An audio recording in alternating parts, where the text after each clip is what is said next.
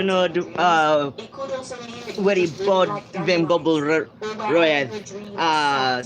Ruan Irui, Crison Venkartev Murn, good morning, Ben, my strange people.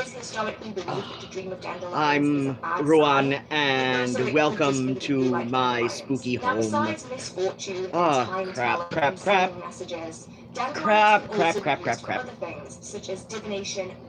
I thought for a second whether or not I wanted to reschedule the time for today on account of I did a naughty. I ordered some food. Oh shit. Well, it is raining outside. Apparently there's a bit more storm than I expected, so we just had a flicker, and it is possible that the stream may end abruptly, so all of that and stuff. Live chat. Nobody live chat, but we've got apparently 2 people viewing and 2 likes. Sweet ratio there. Oh gosh. I am piss a bed, which is because people would actually pee themselves after they had so I was supposed to get the oh right, never mind, that's the thing I wanted to do. So I should get I've got tabs. I've got all these little like post-it tab things, right?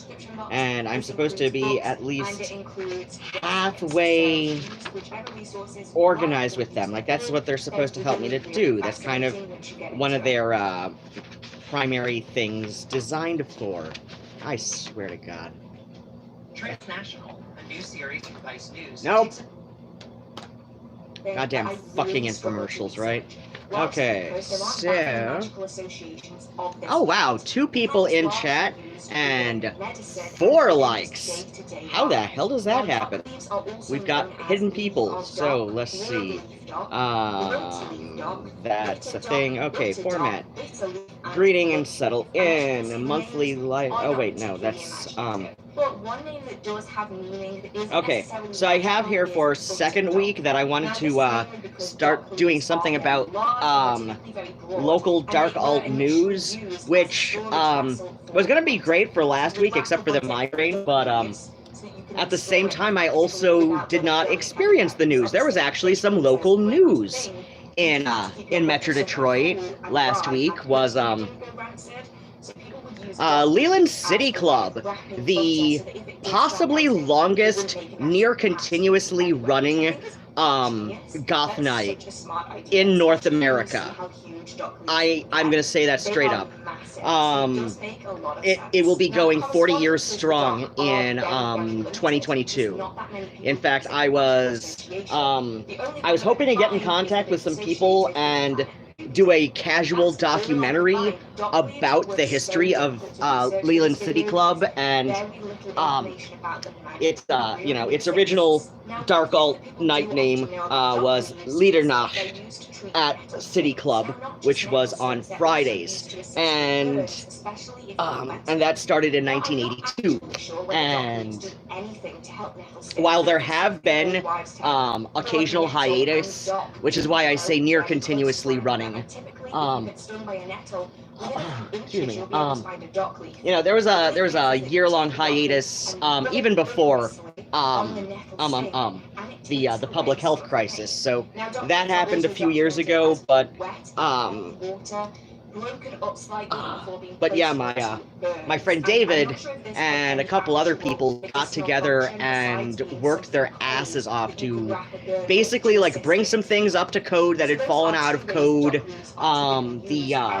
The guy currently in charge of managing is doing pretty well, but yeah, like last week, or wait, no, I'm so off my game with the dates of stuff. So okay, the 5th, that's right, it was the 5th, I believe. They did a test run reopening of Leland City Club in Detroit. So I believe that was, yeah, that would have been a Friday, I believe. I would have really liked to go, but that would have involved taking Amtrak, and buying Amtrak tickets online was giving me kind of hell, so here we are, right? And then what happens is, so yeah, like that is the local dark alt news that I forgot. Well, not really forgot, but you know that I would have brought up last week if it wasn't for a splitting migraine. You know what? I'm gonna pause this. I think I want to come back to her and watch some more of this. So yeah, let's see. Third week of the month because Sunday format. I'm trying to keep something close to a schedule, and yes, I know it's just like my bobbling head right now. Hey, 3 in chat and 4 likes. Okay, let me try here. I have interestingly found, no, that's not working. So I have found what happened to my little goosenecky thing, that went hiding on me on Tuesday, but right now it's like I know where it's at. I found it. I kind of don't want to fuck with it right now because it's one of those things, right? It's one of those things where a whole lot of shit was happening over the weekend, and I'm just like, nah, I don't want to mess with it right now. But yeah, like I was a couple minutes late because I poorly timed myself and I ordered Mancino's, which means I ordered a small order of fries, a wild cherry Pepsi, a 9-inch pizza, of which I've only had like 1 slice because now this stuff. And I've got a pickle. And last time I ordered from Mancino's, they forgot my pickle. And, you know, for a pickle from a pizza place, it's a pretty decent pickle. And pickles is vegetables, so I don't mind eating that on camera. In fact, like, not this last Tuesday, but the Tuesday before, I believe, excuse me, I had some of my fancy pants Terra chips, eating those during the, my WFKU stream a couple Tuesdays ago, and of course that was a, like, carefully weighed single portion, but, you know, like, it's Terra chips. I mean, they're slightly better, if only because they're more interesting, you know, it's a more interesting, selection of vegetables. Like, it's not just your classic, white russet potatoes, right? I guess white or russet, there's 2 different kinds, but it's like, I think whites and russets are the ones that mainly are used for potato chips. So let's see, I should have thought about this earlier this week. What do I want to, like, bring up on, like, 3rd weeks of the month as part of the, first half hour-ish of the stream? Yeah, let's see, got caught up on, local dark alt news that would have been included last week, except for the migraine. First week is personal life update. Okay, yeah, no, like the next quarter hours, like any schedule structure updates.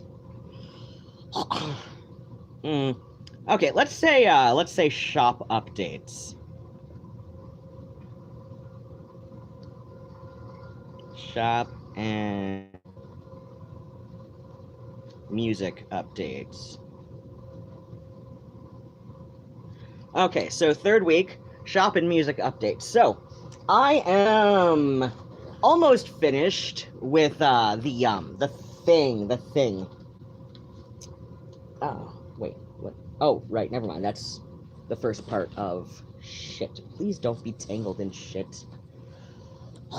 Okay, so this that I brought up a couple weeks ago. So this is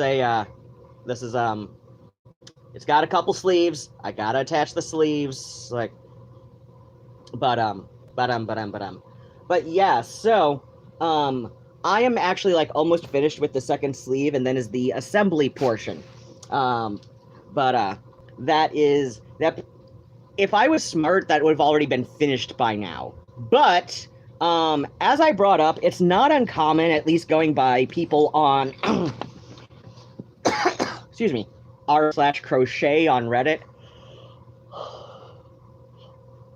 It's not uncommon for crocheters to have at least 2 projects going at any one time because, you know, you work on one for so long, you start feeling a little burnout, and,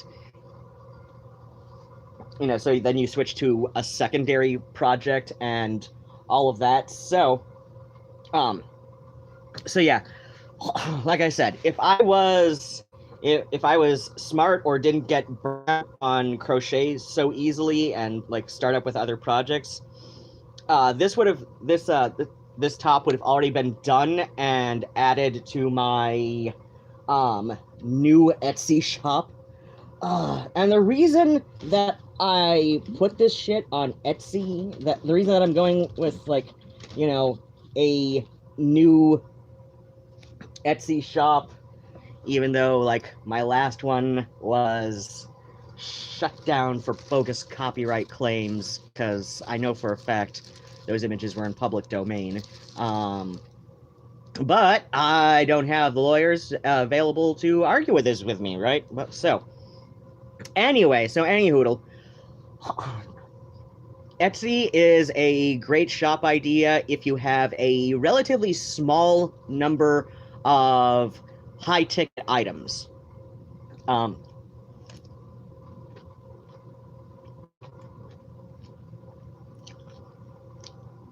So, like, when I go to post these for sale again, because the triptych behind me is for sale. For sale as a triptych.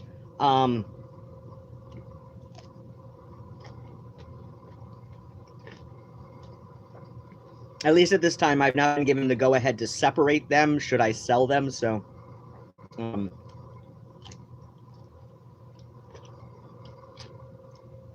so then what happens is,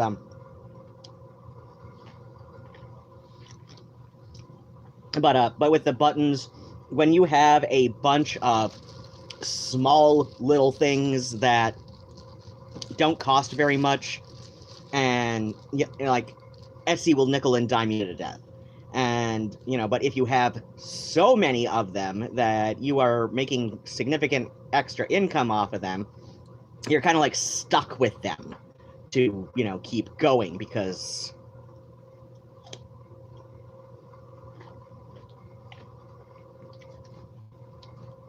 but whatever, I'm gonna so the new shop is gonna just like focus on a bunch of crochet shit, some paintings and whatnot.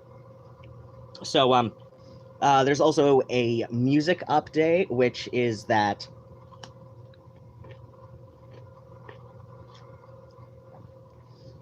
I have 2 of a 3-track EP already recorded, and it actually sounds a lot better than I was afraid it would. So, if you caught my most recent Tuesday stream, you would know that, you would know that at some point towards the end, I was really sucking down that Leelanau Cellars Michigan spiced apple wine. It doesn't really taste like wine, so that's how I ended up sucking it down so fast and getting a bit sloshed. Now, if you had stuck around almost towards the end, you would have noticed that at some point I just impromptu started just kind of like rehearsing along, you know, with, like, playing on repeat a few Andy Preboy songs. Like 3 of my favorite Andy Preboy songs. Or at least penned by Andy Preboy. One was originally recorded at with Wall of Voodoo.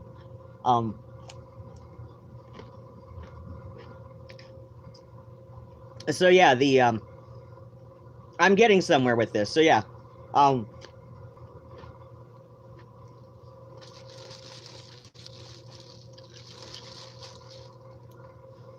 I recorded 2 of the 3 that I had planned to, and they actually ended up sounding a little bit better than I was afraid they would when I woke up the next morning. In fact, I think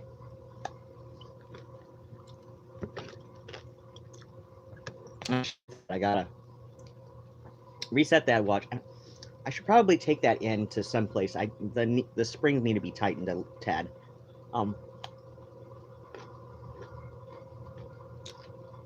Hold on, I'm gonna finish my pickle. So,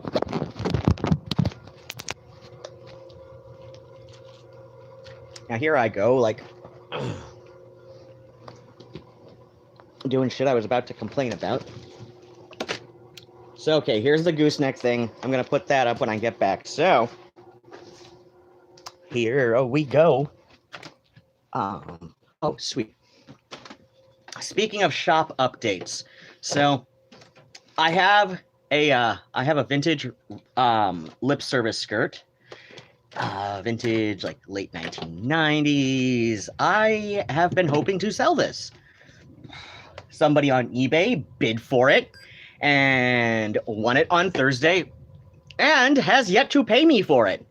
And I told them today that, like, they haven't even responded to any of my eBay messages. So I said, you know, due to your inability to even respond to my request that, you know, for payment, or even, you know, to at least give me a heads up on a payment delay, of which I'm usually very understanding.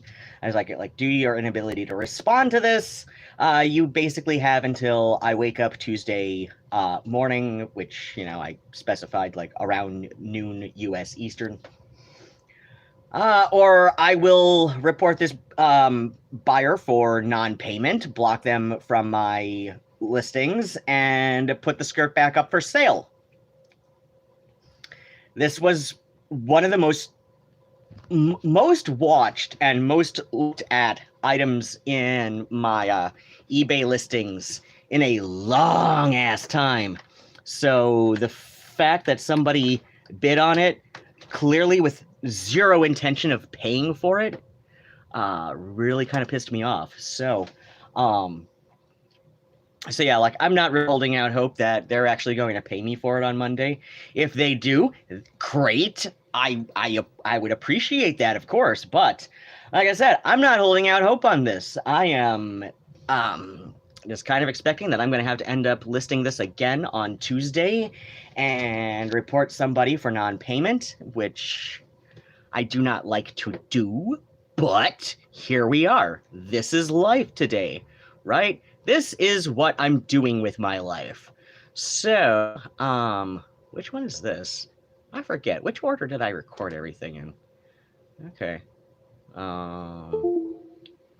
What is this? Shush you.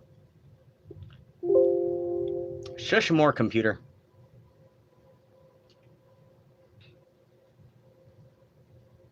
Don't you tell me not responding. Get done one man. Fuck history. Oh.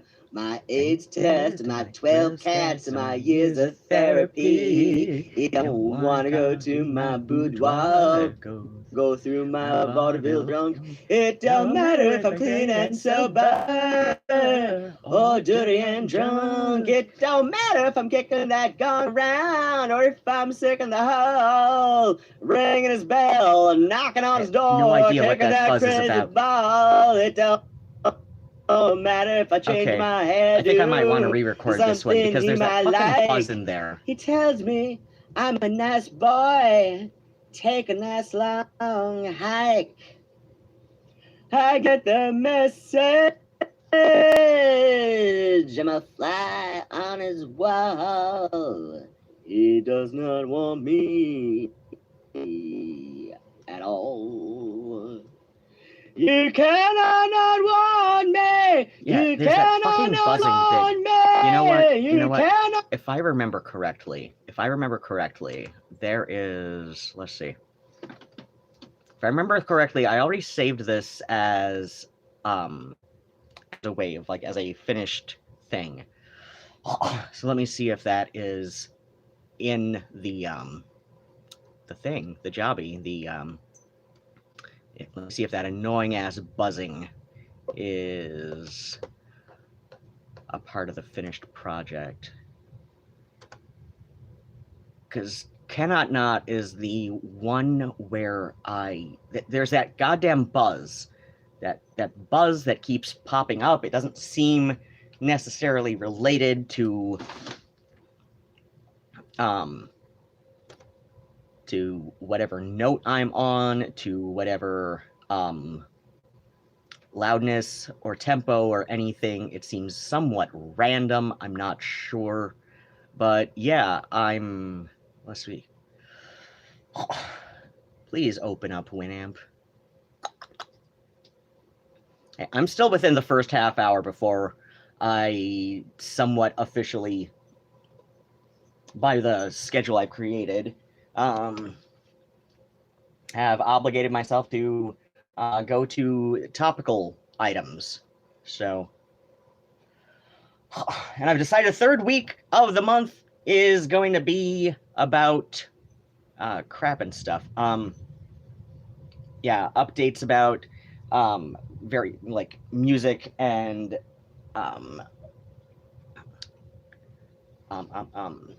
and projects that are going up on my shop. But yeah, this 3-song EP that I have titled with Distro Kid and all that, and it is going to be called Ruadhán drunkenly sings songs by Andy Preboy. It's going to have cover of Blackboard Sky, Cannot Not, and the original extended lyrics for Build a Better Garden. Excuse me. And yeah, like, so this is going to get a Patreon release last week of the month, which will be let's say the 20 let's say the 20 let's say the 28th. Let's say the 28th is going to be the Patreon pre-release. So if you're one of my $5 plus patrons, you will, you're basically subscribed to my music at that stage, or that tier. So yeah, that means the 28th of June. So not this coming Monday, but the Monday after, you will get a free EP of myself head swimming in wine and singing 3 songs by Andy Preboy. The following week, so July 5th, July 5th or 6th, I will be released. It will be released on via DistroKid to Spotify, Amazon, iTunes, or is it Apple Music now? The same thing, right? It's the same goddamn thing. So and all of that. So that will mean stuff, right? That will mean you'll get to stream it. As far as Bandcamp goes, I will be putting these up as listen only on Bandcamp because technically you shouldn't be putting covers up on Bandcamp. A lot of musicians kind of skirt around the legality by putting them up as like completely free download or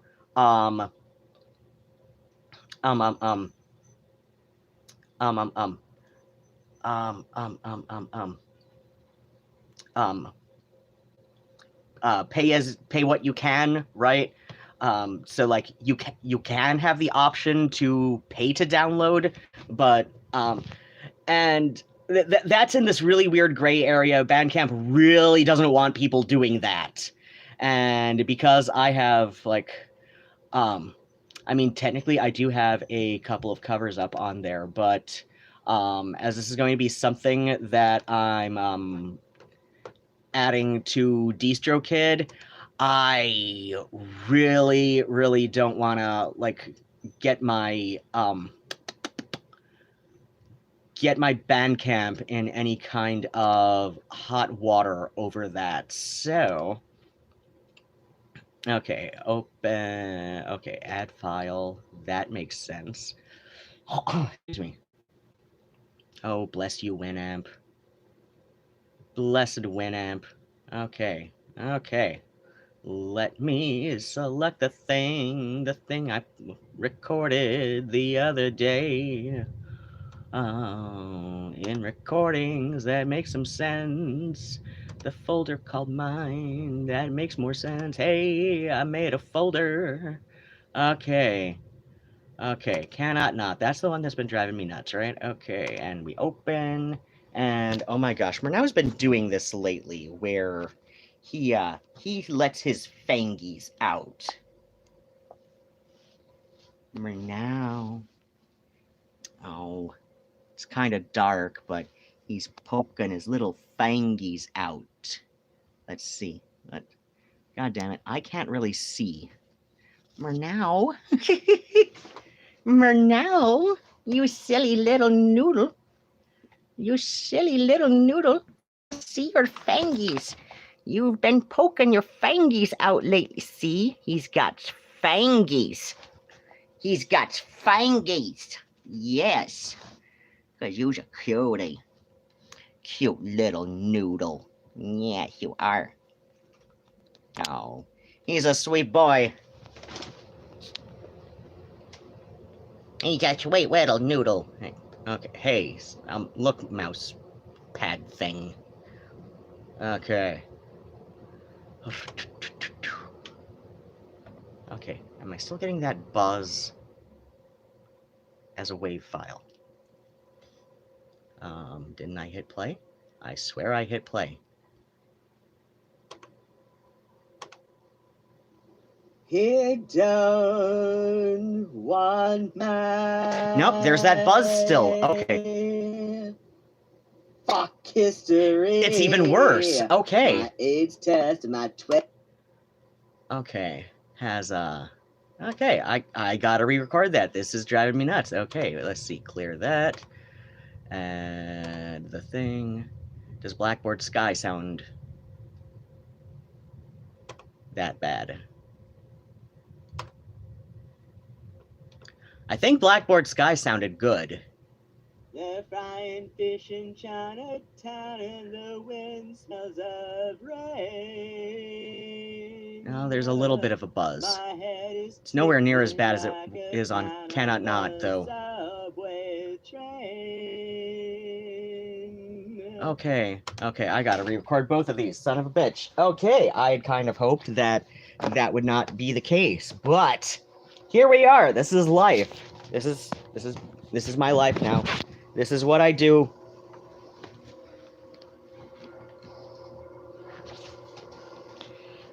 This is what I do now. As Louise Belcher said of Tina when Tina got new glasses, and it's like, whoa, whoa, whoa, I see salt.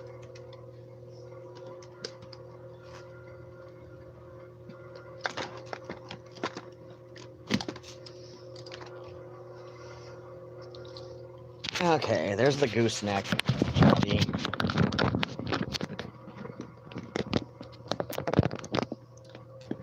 Look you. Okay, so,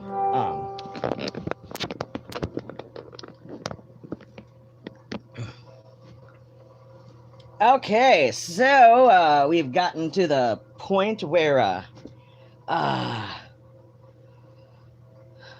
it's been about half an hour thereabouts, and that means,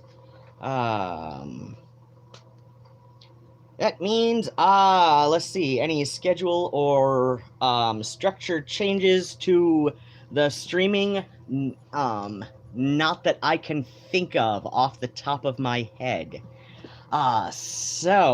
Nothing like big enough that I made a note of. And so now we go to the headliner topic of the evening, which would be The relationship between Goth and Kink and LGBT pride, because that seems to be the hi cat.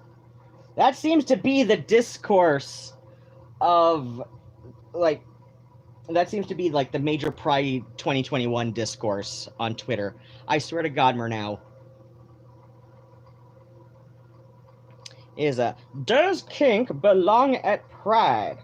So, I am leaning all the way back because this cat is being irritating. 1, 2, 3, 4, 5, 6, 7, 8,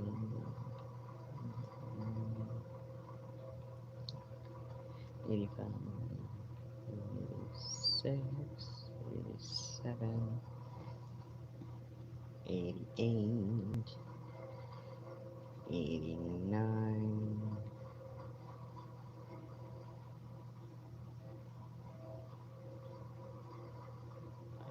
90, 91, 92, 93, 94, 95, 96, 97, 98, 99, 100. Okay, so 200.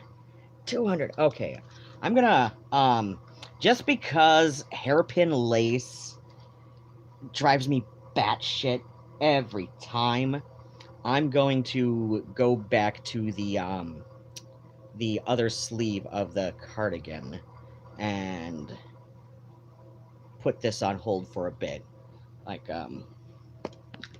the first part of this hairpin lace skirt that I've been working on, there's probably one of those things that I am going to see, that I am more likely to see than anybody else is, because I'm the one who made it. But there's a spot where, like, yeah, I think it's hereabouts, where the whole process of like taking the loops off the loom to, off the hairpin lace loom to make room to do other loops, right, that will be held on the loom a little bit more, right? It just, there's a, you don't want the spine in the middle of the hairpin lace to get twisted around too much, or it gets stretched all out of whack. It drives me nuts. But I can whip out hairpin lace strips like nobody's business, and I really love the way it all looks when it's done. And I probably could stand to do this a bit as well, just to, as I think this was kind of supposed to be part of it. There we go. Ha ha ha. Oh wait, I made the other part like, I didn't have enough of a tail sticking off the end of this one. Okay, this is gonna be interesting, isn't it? Ooh.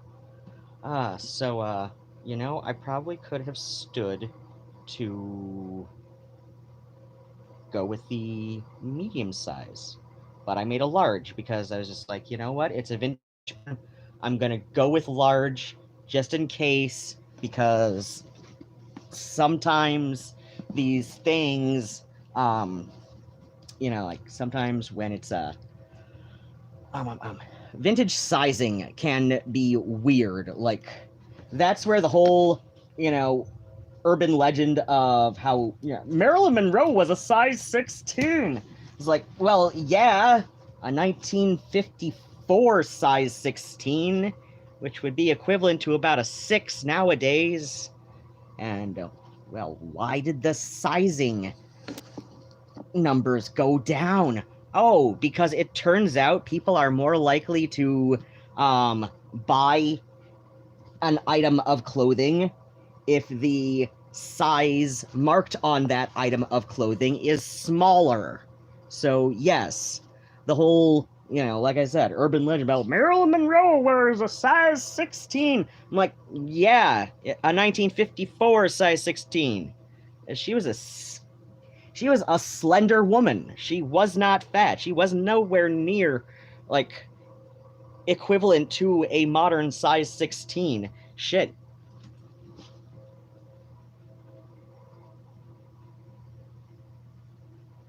Shit, I am a modern lady, let's see, in ladies' jeans, which I buy more often than I buy men's jeans because, well, number one, I hate hemming denim.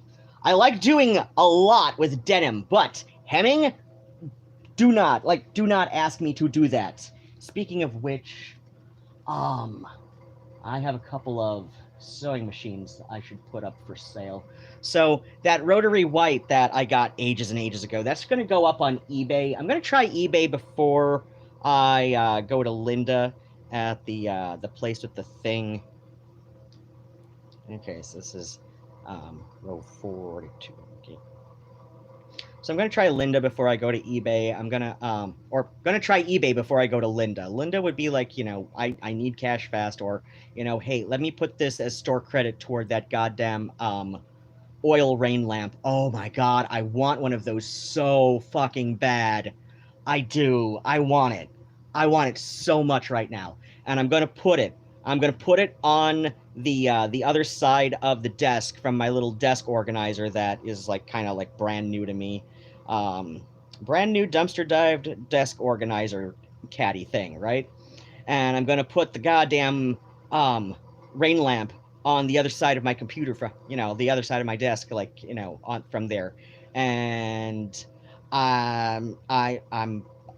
it's gonna be enormous. It's gonna be like it's just it's so fucking big. It's so fucking big.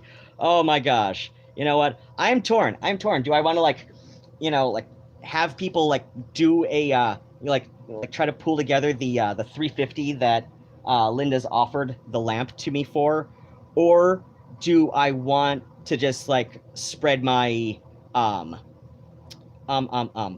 my bicycle tour Amazon wish list for my birthday next month, which, you know, I'm gonna start spreading the wish list next week. So so like starting Monday, just because of well, crap and stuff.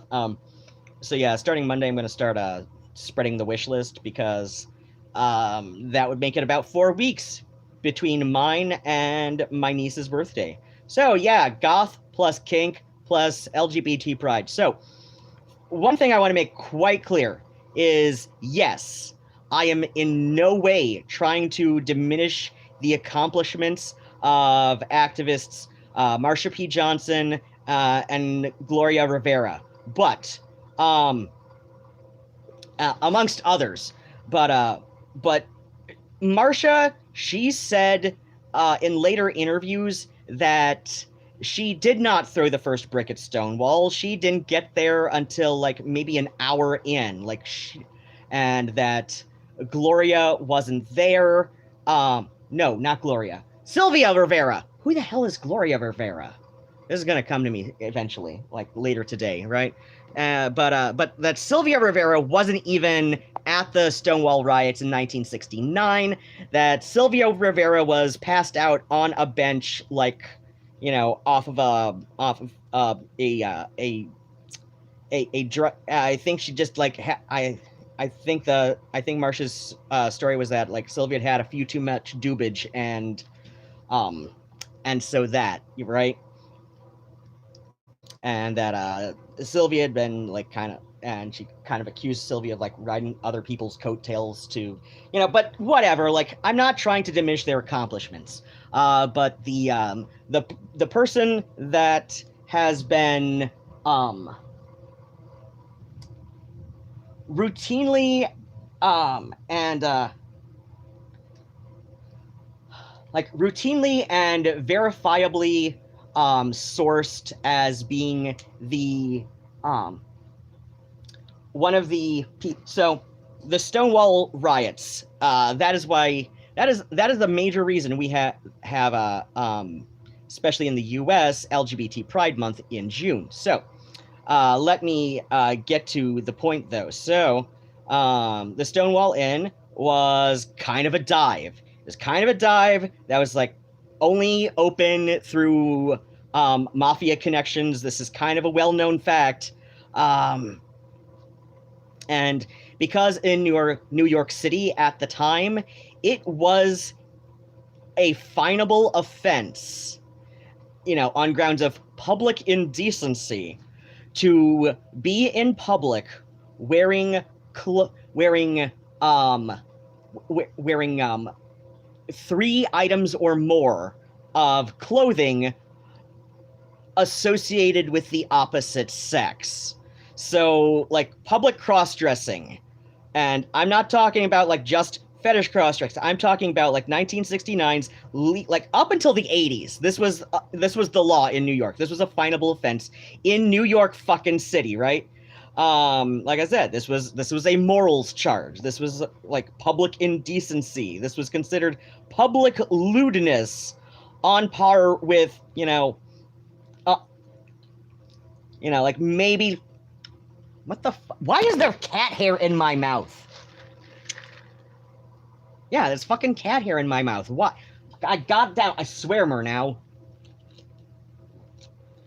But yes, in New York City, until the 80s, public cross-dressing was considered public indecency. Like, maybe only slightly less indecent or obscene than flashing, right? So... like, this is, like, 1969 legal definition of cross-dressing, right? So that meant, like, like, if somebody knew you were trans, and, hadn't yet had the surgery, and, like, and, which at that time was, like, the standard for having your documents updated, right?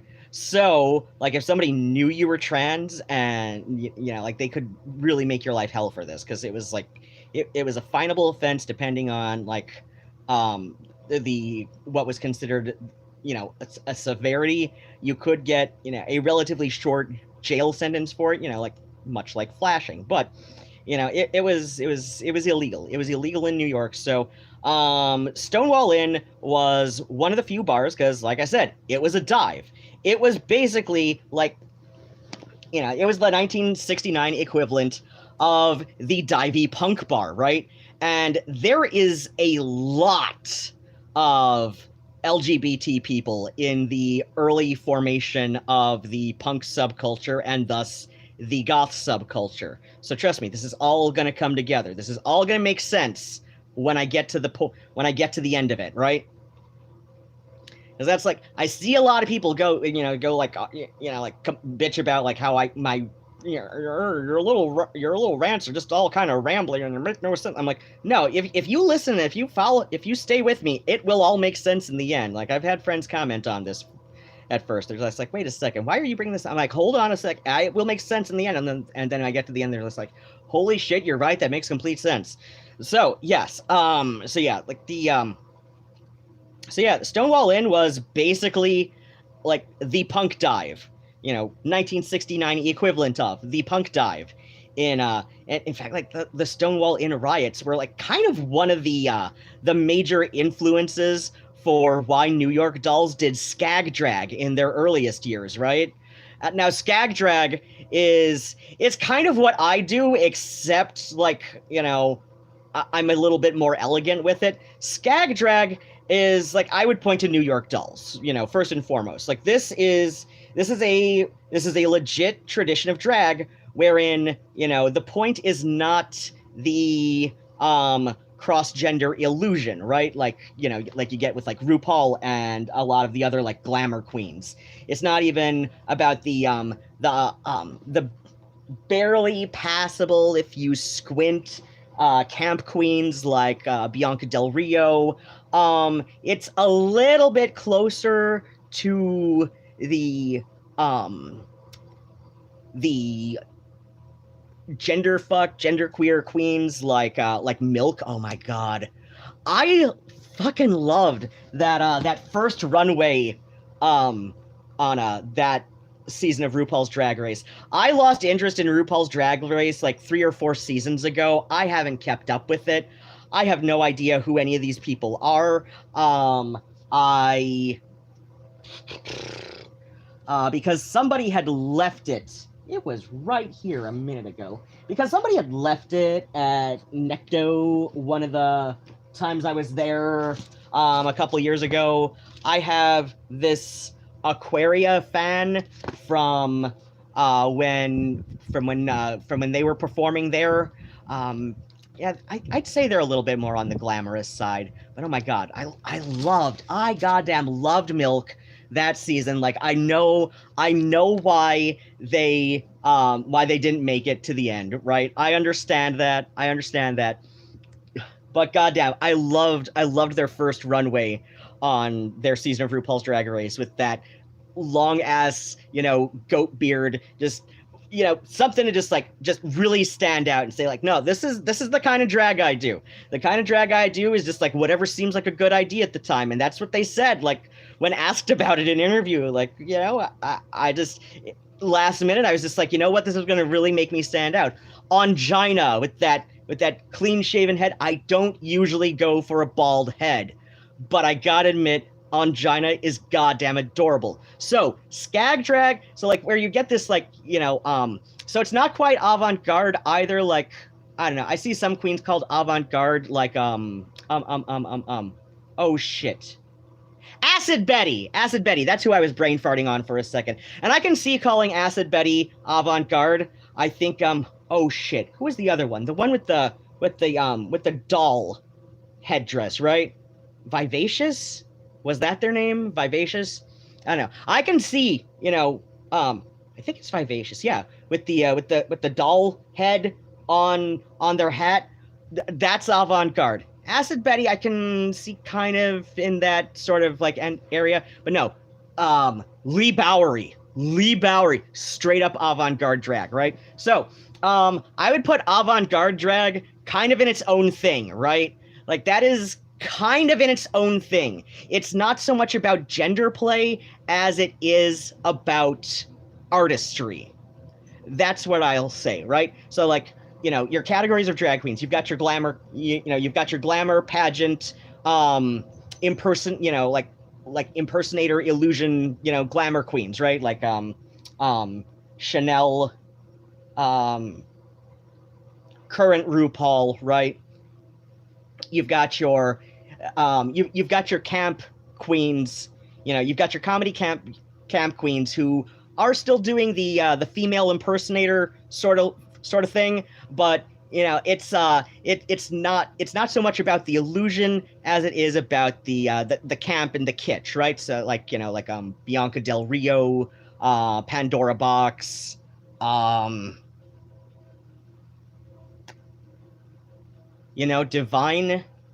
Divine is in a category all her own, because like I can see how people would call her a camp queen. I can see how people would also call her an avant-garde queen.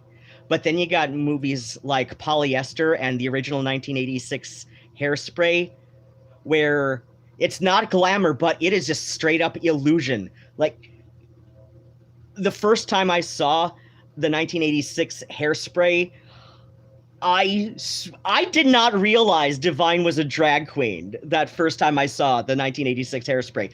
And that's what John Waters said about, like Divine on set for that movie, was that a lot of people, like people who knew Divine, like had known Glenn for years, see him walk on set done up as Edna Turnblad and don't exactly recognize him as Divine, right?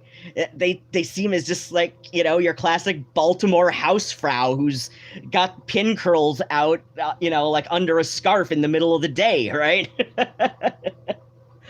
So yeah, but like I said, like I can see how people would like say Divine and all that, would be camp. I can also see how people would say Divine is Divine again in a class all their own, right?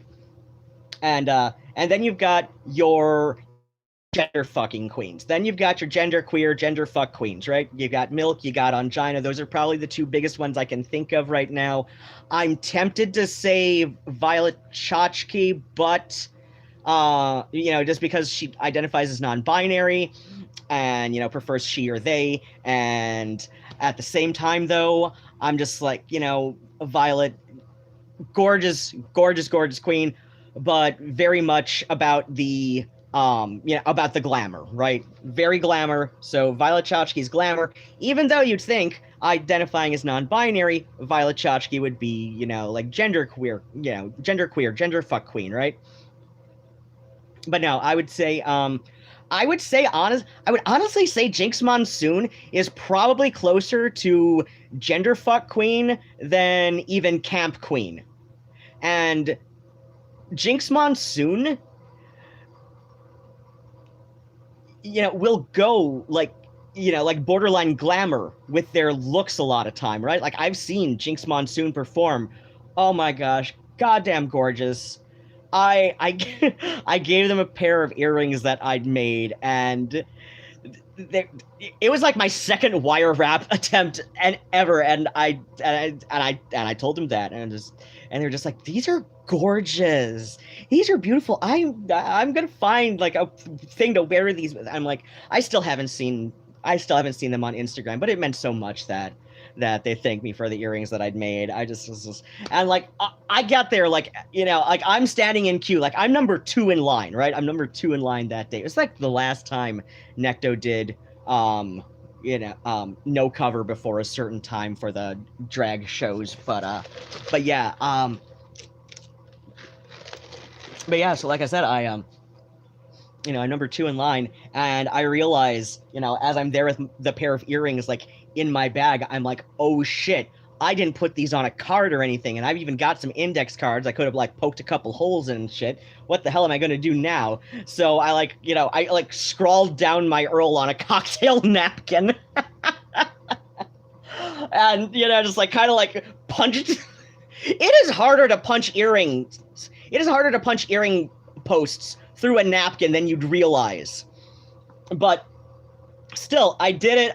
It was like I said, the earring card was just so last minute, half-assed. I was just so excited. I was so excited to bring them a pair of earrings that I'd made, right? But yeah, I'd say Jinx Monsoon. It's more about the fact that she doesn't really change her voice when singing, when doing the vocal portions of the performance. You will hear, like, with some of the other queens, like, they will go into character voice, right? Which is fine. But Jinx is just lovely, and like I said, part of it is his voice, part of it is the character of Jinx Monsoon that they've created is a little bit I think she once described the Jinx Monsoon character that they've created as part part sassy Catholic, half Jewish grandmother, part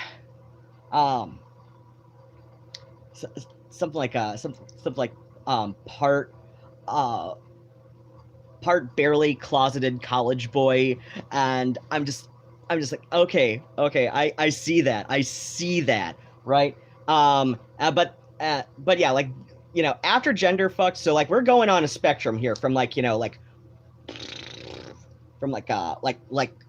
high glamour, high ultra feminine passability to skag drag, which, like, I'd say, like, most famous example of this, I would say, is New York Dolls. Like, just look at the cover of their first album or two, right? Like, early New York Dolls, straight up Stonewall in skag drag. That was like that was their primary influence for adopting that look, and even the band name New York Dolls, right?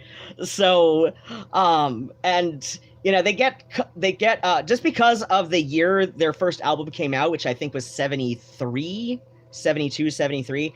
A lot of people will put them with glam rock, but like, you listen to the music, this is straight up punk. That is just like straight up punk rock, right? That's a straight up punk rock, like a little bit sassier than the Stooges that came like 5 years earlier, but still, like, this is straight up punk rock, right? So I mean, Stooges alone, that is proof positive that punk did not come from either New York or the UK originally. Punk is Midwestern. Punk is from Metro Detroit. Punk is specifically from Ypsilanti. The goddamn Coachville trailer park Iggy Pop grew up at is like a 2-mile bicycle ride from me. I pass by it on my way to Kroger all the goddamn time. I know people who have, like, you know, lived in that trailer park and been like, yeah, like, oh yeah, everybody in there just like knows which lot Iggy Pop grew up in. Like, sweet. So yeah, it's like, like right there. So yeah, that is like, I mean, goddamn, Ron Ashton. I rented the movie he was in and got talking about him, and then like 2 weeks later he died. Yeah, like that was only a few blocks from my place where he was living at the time. And then like I did my poster tour a couple Tuesdays ago or something, and Destroy All Monsters. That was like, I would say, like, as far as like aural, as in sound, aural ambiance, Destroy All Monsters probably sounded more akin to early 80s Los Angeles area death rock, as in like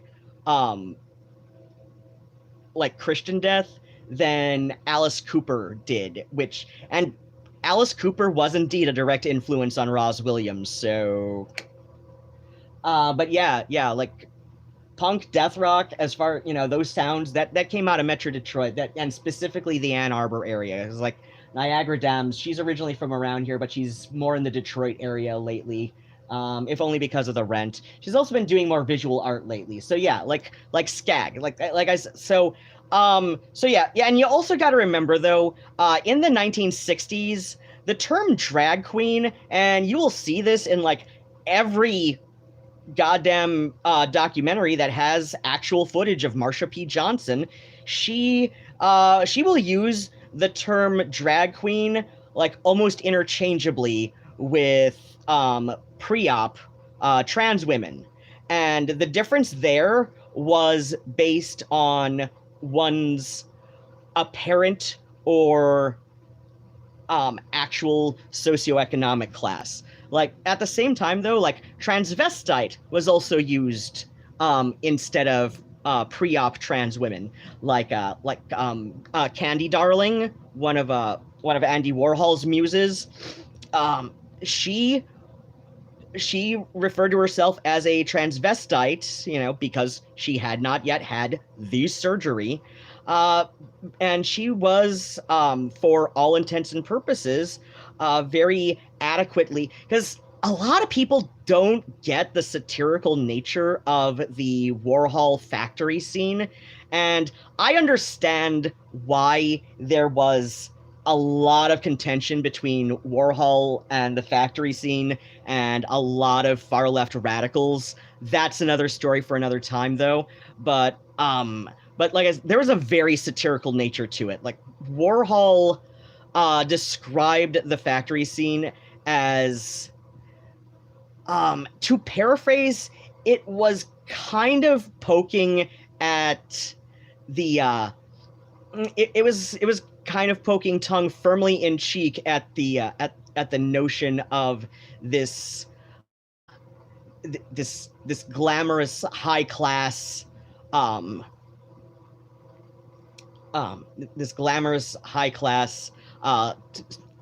art society, and yeah, and specifically the Paul Morrison, there's a Paul Morrissey, yeah, the Paul Morrissey movies.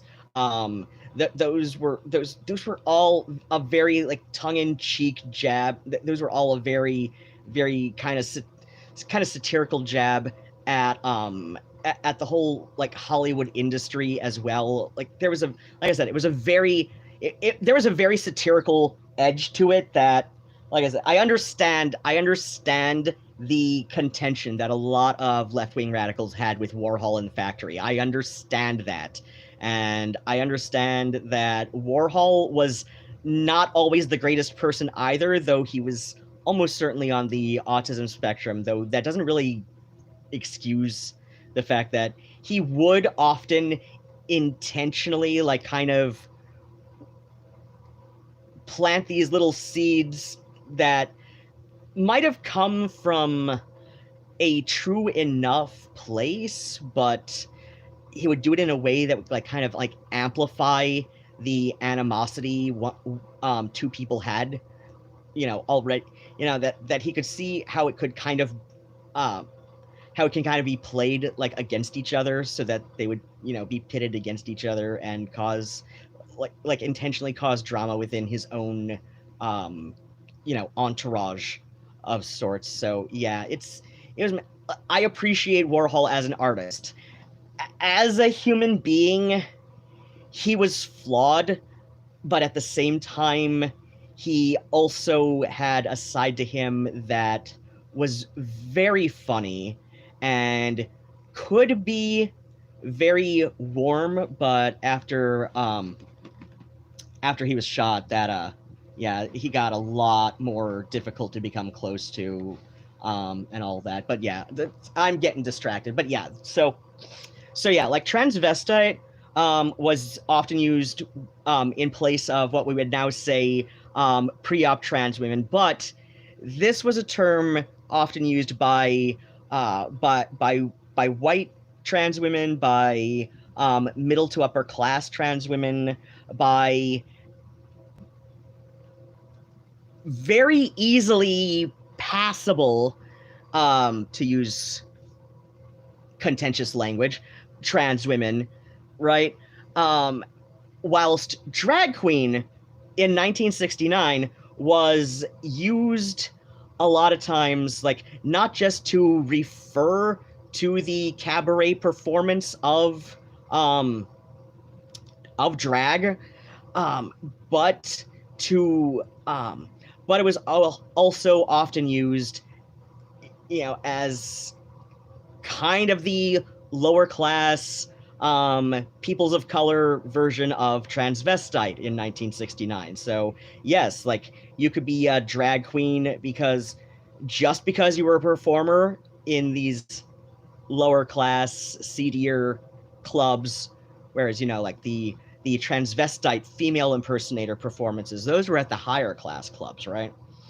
Or you could be a drag queen not just because you did that kind of work, but also because you were a young trans woman who just got on her hormones. And there is indeed a Marsha P. Johnson documentary where she's referring to the young queens who just got on their hormones, right? The young little drag queens on their hormones. So, like, when people say, oh, well, Marsha P. Johnson identified as a drag queen, that makes her a man, not a trans woman. I'm like, oh my gosh, you're totally, like, misunderstanding the way that that term was used at that time. At the very least, like, this is either, like, this is either, like, a gross, I'm trying to think of the words to put that in, but it's just, the notion that English has remained, that words in the English language have remained the same since their inception, is fundamentally laughable. Like, that is, like, so false and flawed. It is just laughable. It is not worth the time to even think about. It's just so it's just so fucking wrong, right? Because like, as I said, like, you can look there's goddamn clips of all of this, on YouTube, coming right out of the mouths of the people themselves, right? But, like, it was well known that Candy Darling was on HRT, and she referred to herself as a transvestite because it was 1971 and she had not yet had the surgery. Okay? So that's That's why she called herself a transvestite. But I digress. I was going, yeah. So like, yeah, Stonewall Inn. Like I said, it was a dive bar, and and it was illegal in New York, a finable offense at the very least, to be caught in public cross-dressing. And I'm using this in the 1969 legal New York term. Like,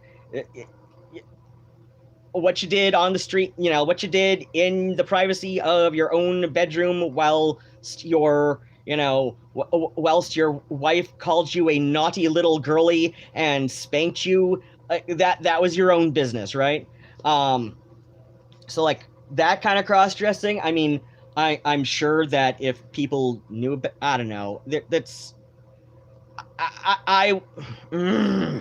that's a whole other thing. But yeah, like I'm sure there would be somebody in the New York judicial system in 1969 who would have, like if they knew somebody was like that, even in their own private bedroom with their own private spouse, I'm sure they'd find some way to try and bring charges on that, because it was 1969 and all of that. So where was I going? Right. But yeah, the most consistently confirmable catalyst that we bring up is Stormé de Laverie. She was, I believe, of Creole origin. That's the name, very French. I think either she or her parents were originally from the New Orleans area. She was a drag king. She was a bouncer. She was a butch lesbian. And as a safety precaution, yes, I mean, she would just as easily be referred to as he out in public. But, like I said, it was 1969. So, I mean, if she was, passing as a dude out with her girlfriend, then might as well take advantage of that while you can, right? Rather than like immediately out yourself and put yourself at risk of arrest. But as she was being arrested, she shouted into the crowd, why aren't you angrier? Somebody do something about this. And from there, history happened, right? But you don't see her brought up a lot. And I mean, it's a very complicated thing. I don't want to necessarily blame, I mean, obviously, like, if people are crediting Marsha P. Johnson, who she herself has said, like, no, I didn't get there until later. I'm like, okay, then, clearly that's got nothing to do with race, since Marsha was even darker than Stormé. But, I mean, to some extent, maybe sexism, if we're using the most bioessentialist terminology here. But it's a complicated thing. I don't know why she gets left out in a lot of these discussions, but whatever. So that's what happened. And then there were riots. It happened like over the course of an entire whole weekend. And then what happened? Well, then what happened was the following year, a bisexual woman named Brenda P. Howard? I keep wanting to say there was a P, but no, that's Marsha P. Johnson. But yeah, Brenda Howard. It was definitely Brenda Howard. I forget if she ever used a middle initial, much less what it was. I don't know why I always want to call her Brenda P. Howard, though. It just got this psychic kinship with Marsha Johnson, I suppose. So anyway, Brenda Howard was a cisgender bisexual woman who was also involved in the leather community. And I say leather very broadly, because why? Because it was not considered a strictly gay men thing in 1969. Like, lesbians could be leather, like, I still occasionally hear the term leather DK, right? I still occasionally hear that. But yeah, where was I going with this? Hold on, I'll figure it out. So yeah, Brenda Howard was one of the primary organizers in 1970 for what was first called the Christopher Street Liberation Day March, right? So this was on the 1-year anniversary of the Stonewall riots. And like I said, she was one of the primary organizers. In fact, a lot of people say, if you want to know why Pride was in June, it's because a bisexual woman named Brenda Howard said so. So that kind of makes me think that she was like a primary activist in getting the New York, Lower East Manhattan, especially LGBT community at the time, known as simply the gay community, because it was 1969, 1970. I think that quote there suggests that she was the primary activist to get people interested in commemorating that riot, that weekend-long riot at the Stonewall Inn, and then what? And get people interested in, just that was basically the first, Pride parade, at least on the East Coast anyway. Around the same year, if not in '69 itself, there was I think it maybe was 1970 as well, but I know there was a San Francisco march in 1970.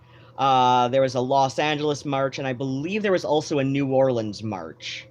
The Gulf Coast doesn't get much recognition in the States as being like its own coastal culture, but that's another story for another time. Plus, I've never lived there, and I kind of almost want to call the Great Lakes region kind of a coastal culture, just because the goddamn, it's basically a freshwater sea, right? That's basically what it is. That's about how deep it is. And the only reason it's referred to as a lake rather than a sea is because it is freshwater rather than salt. At least that's what I've heard from various nature guide people when we'd go on field trips when I was in school in Toledo, and right on Lake Erie too, right? So yeah, crap and stuff, right? I mean, there have been ships lost in the Great Lakes that, rival ships being lost in the Mediterranean and Red Sea and all that shit. So, right? Okay, so where was I going with this, right?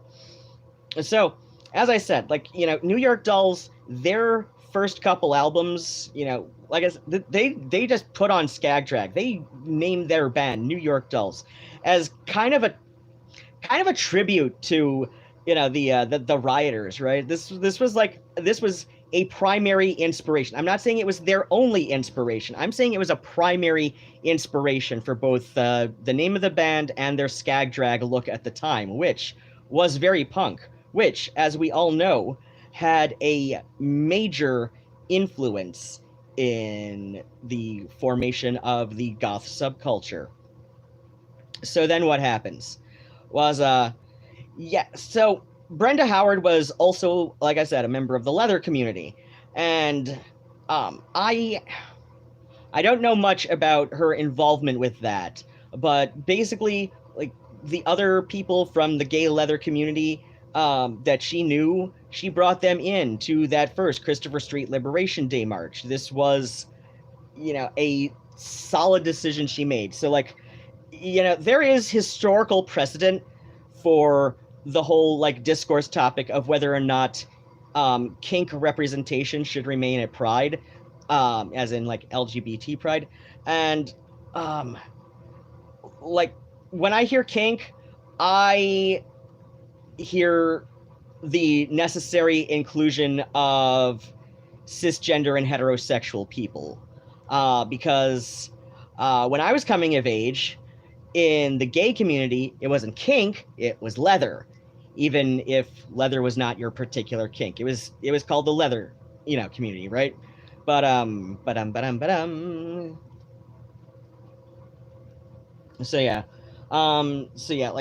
When you ask me, kink in and of itself is not inherently something that needs to be represented at LGBT Pride events. On the other hand,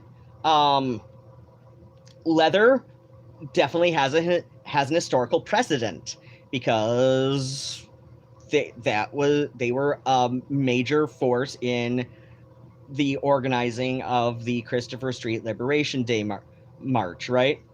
So then where do we go with this? Now, how does this all involve goth, right? Well, again, like, it goes back to the punk scene. It goes back to the burgeoning punk scene.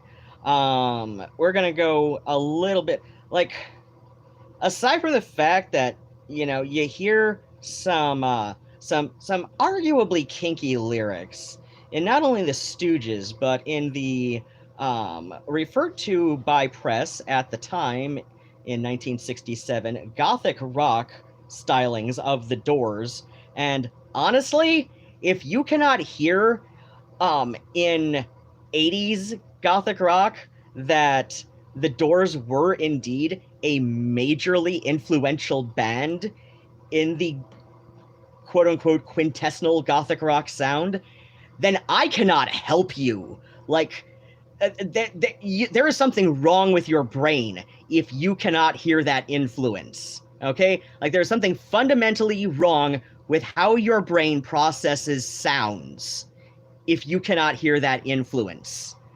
If you still think you can't hear that influence, then you maybe haven't heard if you want to try to argue that with me, you probably haven't heard enough of either the Doors or that quintessential gothic rock sound, by which I mean, like, you start with the Leeds bands in 82, so March of Violets, Red Lorry, Yellow Lorry, Sisters of Mercy. Then you probably include Fields of the Nephilim, even though where was... Fuck.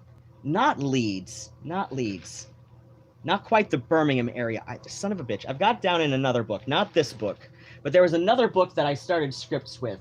And it is somewhere in this pile of fabrics and a half-finished blanket here. I'm pretty sure. So, but, no, not Nottingham. But yeah, Fields of the Nephilim, you can probably include them in, that.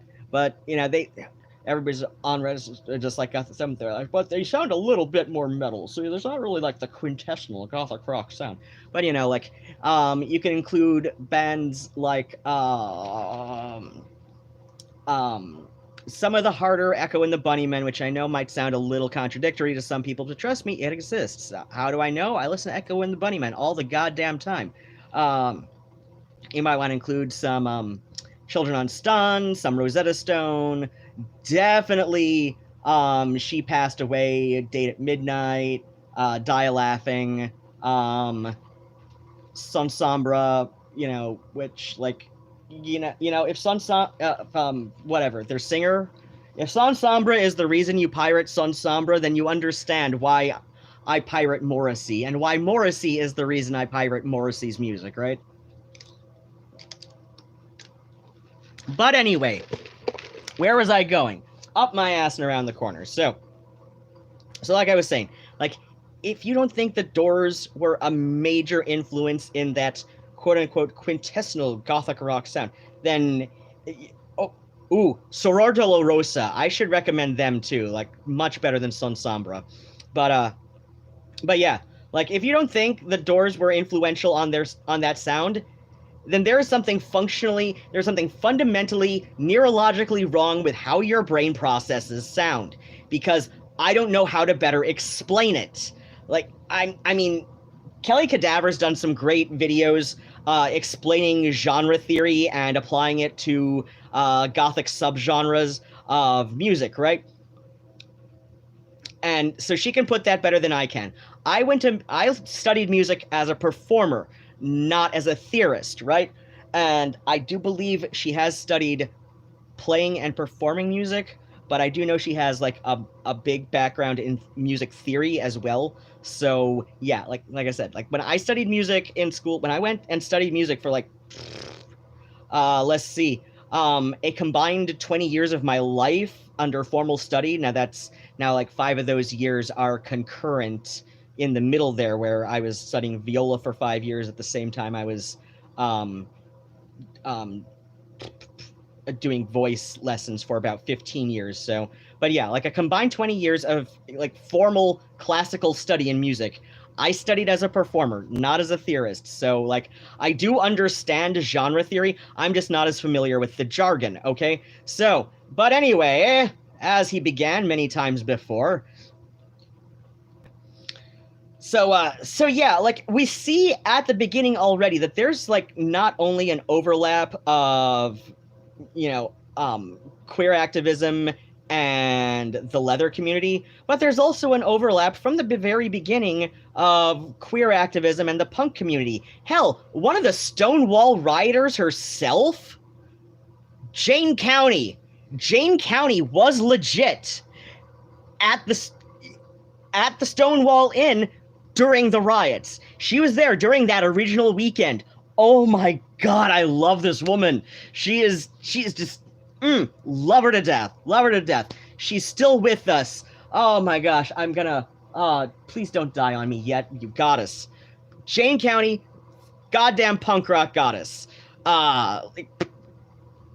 Many Bowie biographers have had to admit that Bowie straight up plagiarized shit. And I'm forgetting Jane County's original title of it, but he plagiarized a couple riffs of Jane County's for Gene Genie. So that is like how much of a goddamn punk rock goddess Jane County is, okay? And she was a legit original Stonewall rider. She was there weekend in 1969, right? She was there, and she was there. Christopher Street Day Liberation. She was there. She was there. So, like I said, from the beginning, like there has been an overlap of the punk subculture and the queer community, right? So, you know, like that's ultimately like where we get the influx of kink and leather gear into punk fashion that came up a few years later. No thanks to Vivienne Westwood, goddamn homophobic cunt. Yeah, go find her open t-shirt to Derek Jarman. Oh my god. Which, you know, she still hasn't really, you know, made any public statements, you know, disowning her old homophobia, but whatever. She's just a fucking poser, right? She's always been a poser. Malcolm McLaren was a poser. Goddamn Sex Pistols were like punk's equivalent to the Monkees, and I don't care. Like, come for me for saying that. You have fun with that. All right? There I go. Sex Pistols, punk's equivalent of the Monkees. Stop that.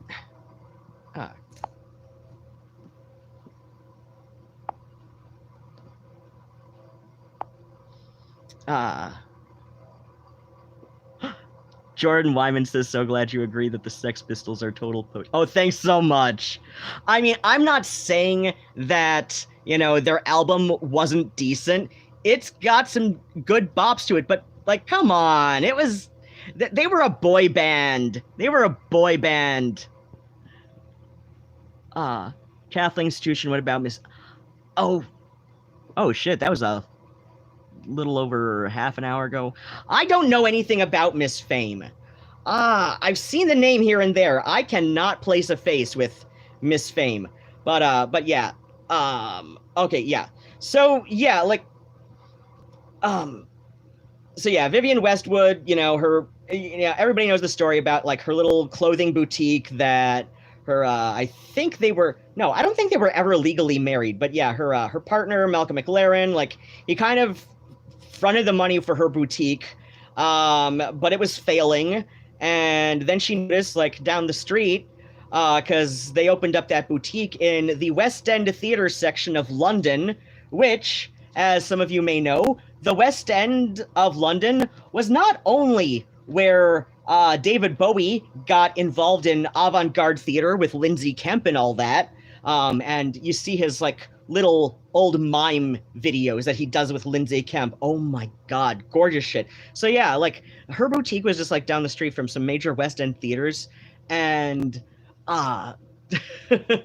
now, I know Richard O'Brien has said some problematic shit about trans women, but again, it's one of those open secrets that he's non-binary. It's been an open secret for quite some time. This is one of those things where like somebody sent me a news article about it some years ago, like, you know, like the same weekend he came out as non-binary to the press, I guess.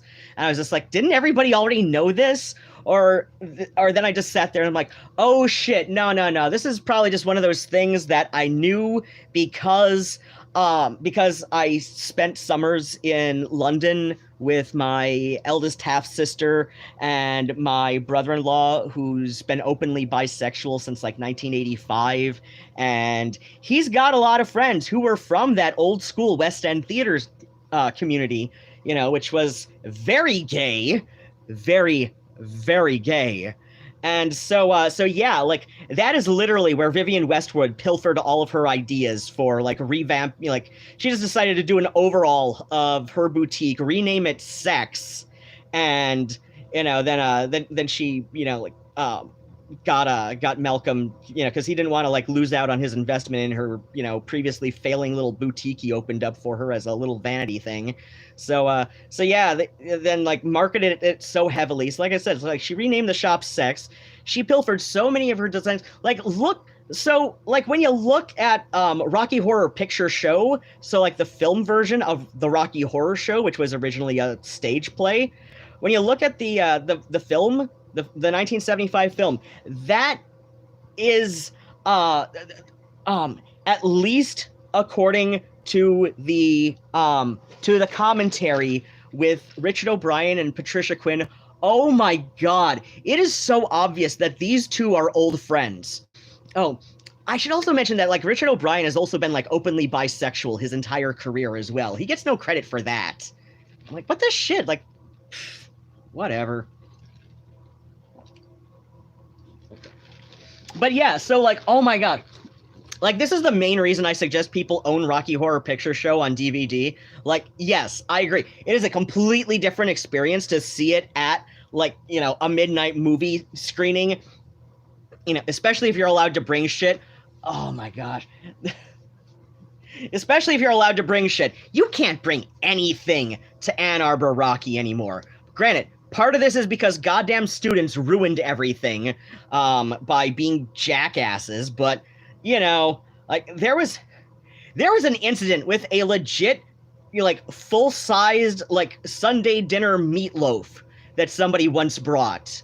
There was an incident with that, and I've only heard bits and pieces about it. This happened, like, a couple years before I moved to the area. So, but yeah, where was I going? Right. So, like, you can, so, oh, right. Patricia Quinn and Richard O'Brien are just, like, cracking themselves up throughout the whole commentary. It is entertaining to watch for that. Oh, especially the way that O'Brien will go to Quinn and, like, say just something completely bonkers, like, "Oh, what is that there, my sweet sister, between your knickers and your stocking top? Oh, I don't know, my brother, but it's all for you." And Patricia is just like, she's just like laughing her ass off. Like, you can tell that these two have like known each other since like 1965 or something, which I think they legit have. And they are still able to crack each other up, like with their own weird little, you know, sibling-like language. And she's playing innocent as like, "Oh, I never thought of Magenta and Riff Raff as incestuous." And Richard's like, "Oh, really? You innocent little darling, you." And I'm like, what the hell? Oh my god. But yeah, so needless to say, but yeah, okay, I'm getting sidetracked just because, oh my, you have to watch it. If you buy it on DVD, this is the main reason to own it on DVD, is the commentary with Richard O'Brien and Patricia Quinn. It's like having two films on DVD for one low price, right? It is literally like it is a film within a film. Like, that's what that is like the truth. It's a second movie. It's a whole second movie just because it's just so, it's like you get them like doing their little reminiscences, and then like every so often, like O'Brien will turn to Quinn and say just something completely bonkers. You know, this is how you know they're in the same room, because, like, there are some commentaries where, like, they try to edit it so that it sounds like, you know, these two people who recorded in completely different sound booths on completely different sides of the country, you know, might have been in the same room together, but it sounds awkward through the editing, even though they do their best to mask it. I hate that. It's so obvious. I wish they'd stop. But yeah, like, O'Brien and Quinn, they are clearly in the same room. They are clearly having the time of their lives, like, doing this DVD commentary. Buy Rocky Horror Picture Show on DVD. Watch it with the commentary. It is a complete second movie on the disc. It is hilarious. You need it in your life. It's beautiful. It's some of the funniest things. It's some of the funniest shit you'll ever hear. And I'm not usually the biggest fan of improv, but you can tell that, like, he is just coming up with this stuff just off the cuff. Just, like, completely off the cuff. And yet it sounds so natural. It sounds so natural. And Quinn is just there, like, just, like, laughing her out. Like, you can tell this is not scripted because she's not expecting this. This laugh is genuine. You can legit hear her stop breathing for a second from laughing. So yeah, like, that's probably why I'm not usually into improv comedy, is because it's just so goddamn forced, and it doesn't feel like a movie. Like, it's different on stage. It's different on stage, I will say that, but, like, you know, that's why shows like Whose Line Is It Anyway on TV, it just doesn't do it for me. It just does not do it for me, because it's like, no, it's the completely wrong medium for improv. But, you know, then you got people like Richard O'Brien doing a DVD commentary with, you know, like, his bestie for the last 60 years, like, in the same room with him, and they are just cracking each other up, and him doing most of it, and it's just such natural humor. And I mean, it's improv in the sense that he's getting these prompts while watching the film with her, and, you know, getting the reminiscing and all the little stories that spawn out of that. But yeah, like, Quinn just goes on this tirade. So I brought up Rocky Horror Picture Show for a reason, and that's because, like, in the commentary, Patricia Quinn just goes on this straight up tirade against Vivienne Westwood. It's like, she's just like, no, I designed those costumes, not her. She took all of my designs from this show, and she tries to pass it off as her own because, you know, we couldn't copyright fashion then. She took all of my costume ideas. I'd have different costumes for different performances sometimes, and so yeah, like, she says that the costume designs in the film are based on the costume designs that she had for the stage show. So it's like, I mean, depending on who was doing the part that night, she said it could be a very different costume, but still had the right feel for the character. So a lot of the costumes that you see in the film are a composite from those. So there we go with that, right? So yeah, then what happens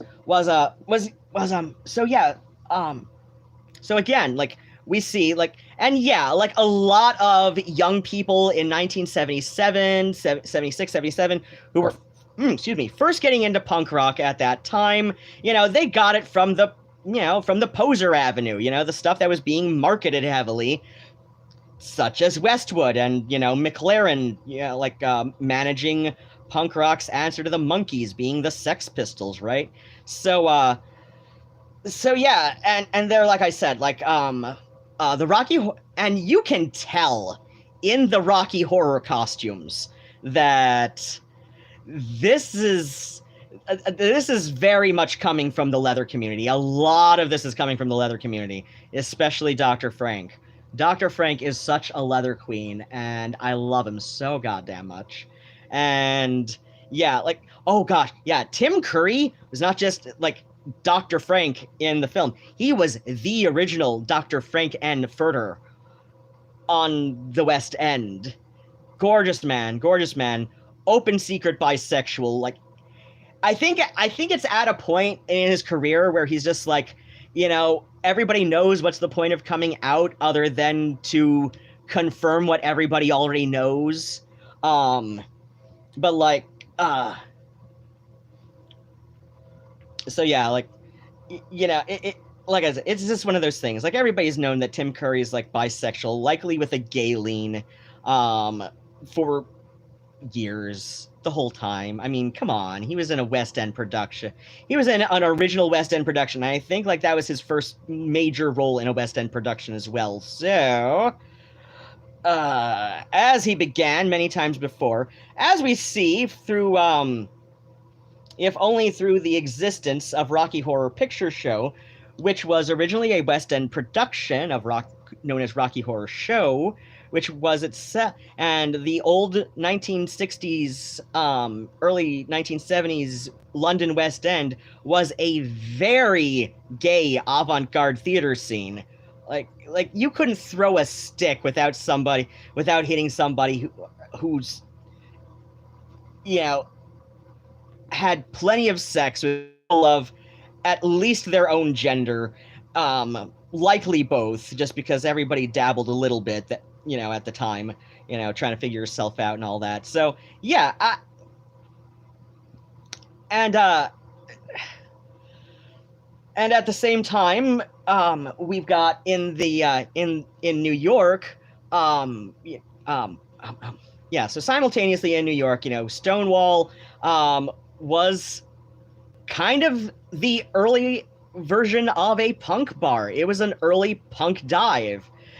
Plus, here's a fun fact that you don't see very much except in maybe dictionaries published before 1987.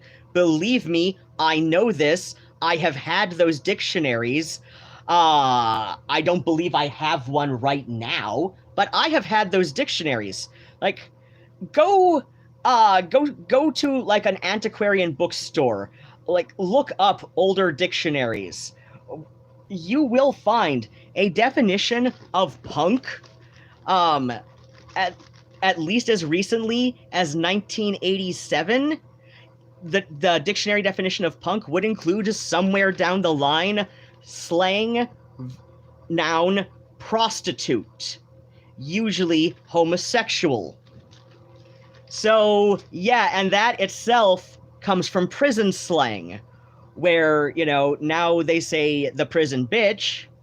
He was known as the prison punk as recently as the 1970s. In fact, there was a gay activist known as Danny the Punk, and he got this nickname in prison. Why? He was a willing bottom.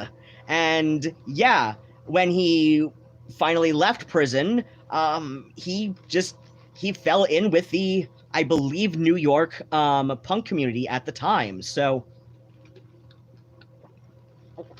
yeah. Now, how does I mentioned like goth in specific. How does this all connect to goth in specific? Well, goth is probably out of all of the little splinter subcultures that came from the post-punk movement, which I've explained before, but for any newcomers, post-punk is not a genre. In fact, like, I will rant at length during my WFKU streams. People in the chat, there's at least a few of them who've regularly tuned into my WFKU streams on Tuesdays. 10 p.m. U.S. Eastern until 1 a.m. Plenty of times I will rant at great length about how post-punk is not a genre. It's a fucking stupid word to refer to, a specific subgenre of music, because, prior some jackass in Pitchfork writing about 5-6 years ago. Oh, God, more like 10 years ago now. So, yeah, like, prior to some jackass writing for Pitchfork in, like, 2012, the term post-punk, at most, tended to be applied to a movement. It's not a subgenre of 80s alternative rock. It is a movement. It was a movement that was a direct backlash against the rapid commercialization of punk. So so a lot of the post-punk offshoots tended to have very far left anarchist, anarchist, anarcho-syndicalist sympathies at the very least. Goth being one of them. Like early 1980s, especially like UK goth, had very, very strong anarcho-punk ties. Anarcho-punk is, probably the, most punk of the post-punk offshoots. And so yeah, like British anarcho-punk, a lot of that had ideological it was practically ideologically identical to Los Angeles hardcore punk. So like, we've got the Germs, the Adolescents. I would probably say superheroines as well. Like, I'm sure there are people who are going to say like, you're kind of making a stretch there, but I like no. Listen to Eva O's like earliest stuff. Like, dude, the woman's an anarchist. Like seriously. Definitely anything Don Bowles shook his stick at after, the Germs broke up for the last time, which would be like after the death of Darby Crash. But yeah, where was I going with this? Right. So yeah, ideologically, I would say Los Angeles and UK anarcho-punk were, for all practical merits, ideologically identical. The only real difference was U.S. politics versus UK politics. But you got to remember, this was the Reagan-Thatcher era. So, and yeah, I'm referring to 1980 as the Reagan era, even though that was the year he was elected, not the year he began his term. But I say that because Reagan was elected that year for a reason. And that's another story for another time. There are already people who have ranted about this like far better than I have. I recommend Angie Speaks and Intellectual Media, INTELLEXUAL.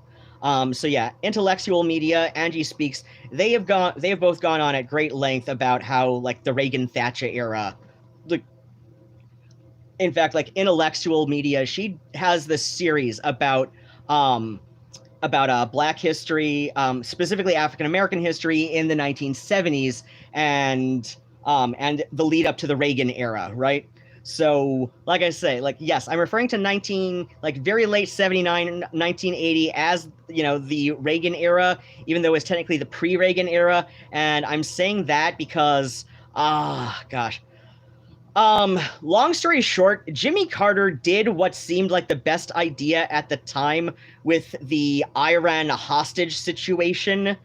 Unfortunately, what seemed like the best idea at the time kind of blew up in his face, and he got a raw deal, even though, like, if you go back and you look at everything that happened with that, which is where a lot of the country just, like, really seemed to turn on him over, like, there is not a single career politician who would admit that they'd do it, who would say that they'd do it any differently. Like, no single career politician then or now would have done it any differently. So, Carter was in a damned if you do, damned if you don't situation. Like I said, he did what seemed like the best idea at the time.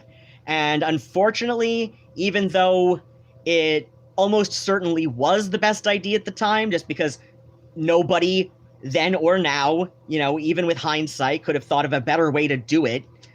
Nobody, even though like nobody could think of a reasonable way to have done it any differently. The country's turned on him anyway. And so, yeah, like we've got the pre and outright Reagan era. The Reagan-Thatcher era was fucking awful, and it's referred to like not even just by myself, but by a lot of people, but by many people, many people who are familiar with the overwhelming similarities between US and UK politics at that time during the 1980s, especially from like 79 through like just before the the crash of the Berlin Wall, right? So yeah, like I said, like this is referred to as the Reagan-Thatcher era for a lot of reasons, and it's because, well, people who study this shit for a living, whereas there's just me who's a bit of a history buff and dabbles in a lot of different subjects, but also admits where you can probably go see better things. Like I'm good at giving like a broad overview and maybe an oral history on some topic, maybe a more in-depth oral history on some topics, but yeah, like I'm really good at giving a broad overview and like pointing people in a direction to get something a little bit more laid out, right? Something get something a little bit more detailed.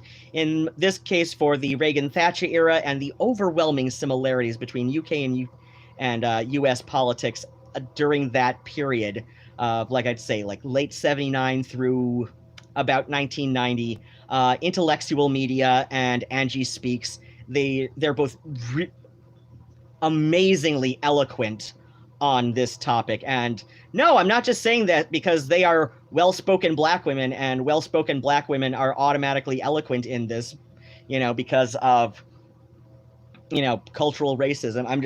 I'm saying this because like I have heard like straight up like white Latina whatever women saying saying things on the same or similar or other but related-ish topics, and out of all those kinds of discussions I've heard from women and men of all races and genders on topics related to this, Intellectual Media and Angie Speaks are the best speakers I've come across on this. Intellectual, she has a bit more of a... She definitely has a bit more of an American vibe. I'll put it that way. Like she can seem very blunt, but at the same time, make you feel good about hearing it, right? Like she has this way of being blunt where you don't feel like she's talking down to you, but you feel like she is she is just straight up being a teacher who thinks you're intelligent enough to hear the facts as they are, right? That's the kind of vibe I get off of her. She's got a very American flavor. She's very blunt, but she's fun about it. Angie Speaks, she's very much a thinker. There's a lot of nuance to what she says. I am getting really sick of people dismissing her as a class reductionist. Yes, that is a primary focus, but it's not without reason. It is because she sees how it all how much of this does play into class a bit more than other forms of identity politics, because like you see people who get a little bit immune to the effects of other such identities because they have ascended in socioeconomic class, right? Where is that's right, punk. Okay, so the post-punk thing, as I was going on about the Reagan-Thatcher era, post-punk was not... It's never been a genre. It's always been a movement. It's always been a movement that was about the various little, sort of offshoot. It was, like I said, a direct response, a direct rejection of the rapid over-commercialization, over-hype of punk in the mainstream at the hands of McLaren and Westwood and punk's answer to the Monkees, which, that's, like I said, I'm not trying to say that the Sex Pistols album was bad. It's got some good bops to it. But then again, like, so did the Monkees. like I used to like I've always had a bicycle when I've lived in this area. Most of those bicycles have been a Raleigh. That's another story for another time, but yeah, I used to be seen bicycling on my way to work at the borough in downtown Ann Arbor, which does not exist anymore. So it's like I get out of class at Pioneer High, I'd take my bike down Stadium to Maine to Liberty to Liberty to State to East William. And I would be singing Pleasant Valley Sunday the whole way through. To be fair, though, that song was written by Carole King. I have also, I do enjoy some songs by the Monkees, okay? Like, just because I'm pointing out that Sex Pistols were a manufactured boy band, you know, of punk, doesn't mean I think their music was bad. I mean, the whole boy band thing is, it's got a bad rap. It's got a bad reputation. You know, the term boy band has a bad rep, which I would largely amount to like why Twilight had such a bad rep, bad backlash, like immense backlash at the time. And people have been talking about the Twilight Renaissance. And oh shit, yeah, that's something I might have brought up in oh wait, no, my structure. So after I get done with this, so yeah, like so yeah, when I get to the part where I'm done with the headliner topic, then I can go to you know, upcoming scripts. So yeah, you're gonna want to enjoy you're gonna want to get a load of this in a bit. So where was I going? Up my ass and around the corner, as he said many times before. So yeah, post-punk was a movement. It was a movement that came from, it was ultimately ideological in the sense that it was about rejecting the rapid mainstream commercialization and exploitation of punk as a subculture, as, you know, a subculture that had roots in the queer community, that had roots in far left activism, that had roots in radical politics, that had roots in art that existed for the sake of art. You know, like the West End, you know, gay theater scene in London, right? So post-punk happened when, you know, a combination of older, jaded punks were becoming repulsed by the then current state of the scene circa 1978, and, you know, younger people who were very interested in that old school, at that time already, that old school punk ethos of mutual aid, of left-wing anarchism, of, you know, of syndicalism, of DIY, right? Of existential thought and art for the sake of itself, of creation and, you know, sexual liberation and all of that, right? So, like I said, so when that happened, you got a bunch of offshoots. So a lot of people got, so like in the UK, British ska was big around this time. Like the week I was born, the Specials, they had a song called Ghost Town, was like in the UK, I think it was a UK number one. I think it was a UK chart topper the week I was born, which, like, if you listen to this song, oh my gosh, it's got kind of a gothic vibe to it. Ghost Town by the Specials. It has a serious gothic vibe to it. It's, you know, that's through Drum Machines, I believe, but it's got this nice spooky feel to it, and that just kind of sums me up. I think that it's like, now like I said, I also used to be an alternate DJ at a now defunct local mod revival and ska um, club night for a few reasons. One of them being that, like many lifetime goths, I had a late 20s burnout where I just had to take a few years off. There's a couple other reasons I took a few years off, but that's another story for another time. But yeah, one of the major reasons I had to take a few years off is just like, some of it was just like late 20s burnout, like go explore a couple other interests and then come back to it.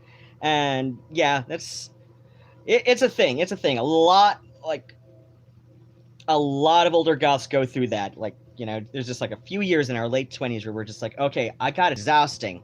But, we all come back to it. And I can't exactly explain why I went in the direction of mod revival and ska, other than the fact that I've always loved, like, The Who, the Kinks. The Kinks are one of those bands that are, like, far weirder and more interesting than I see them get much credit for. Like, they are one of the unsung predecessors of punk.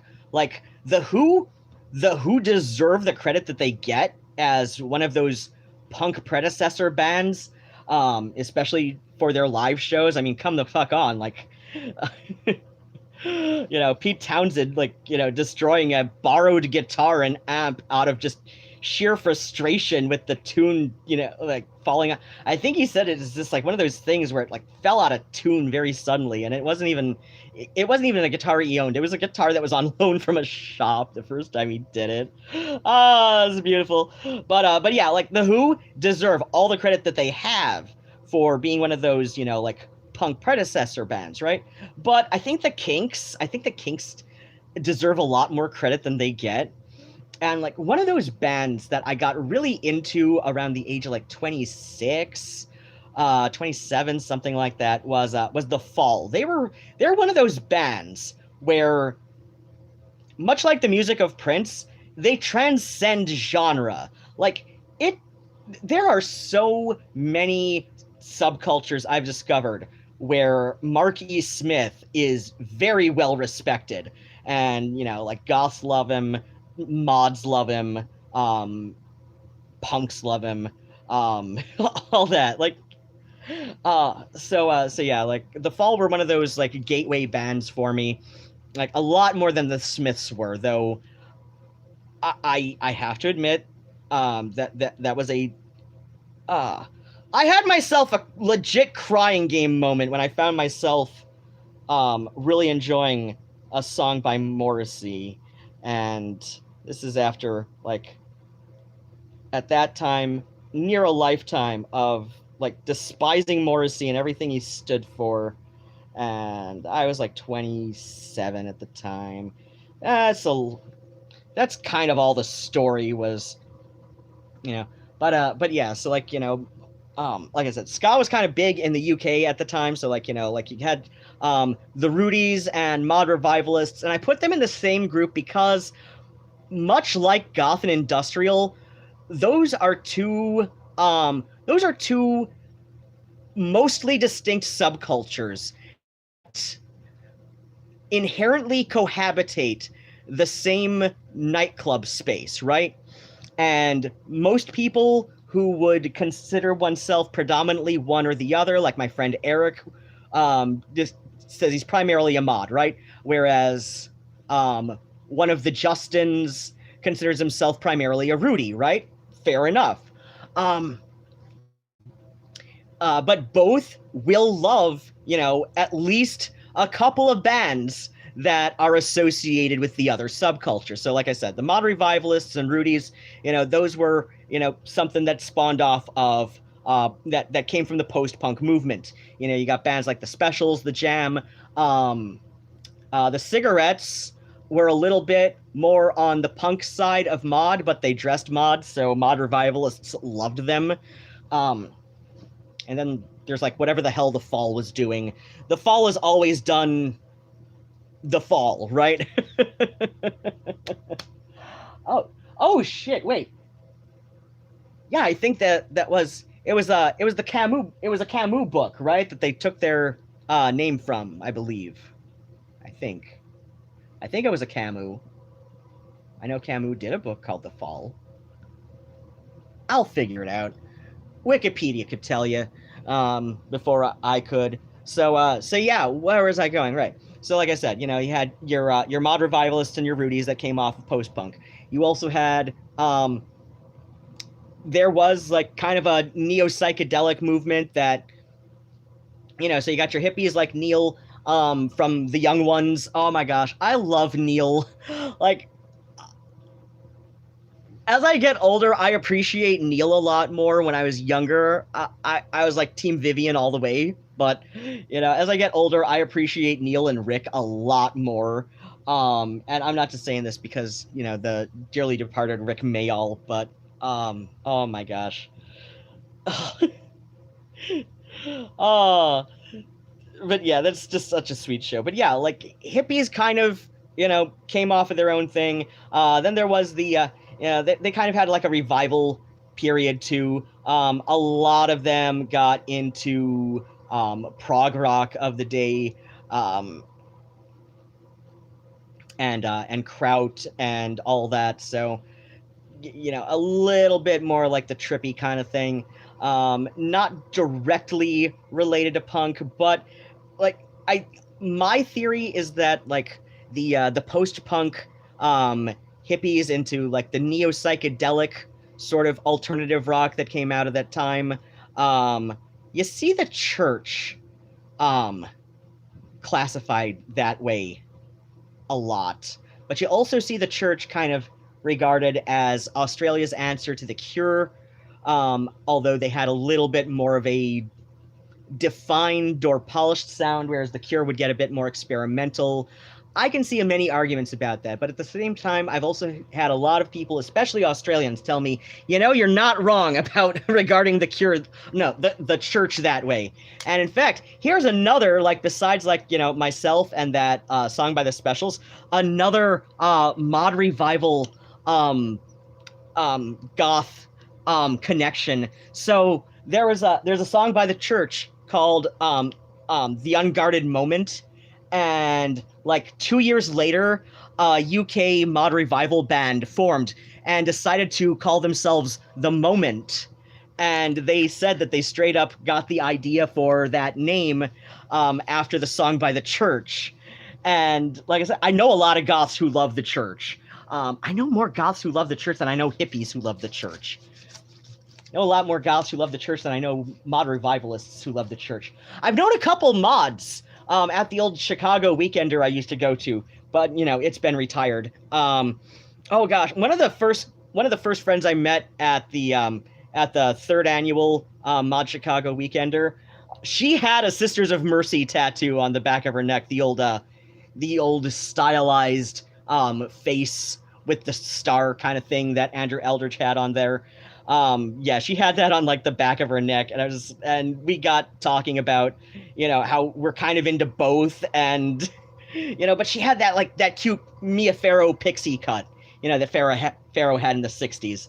But where was I going? Oh, right.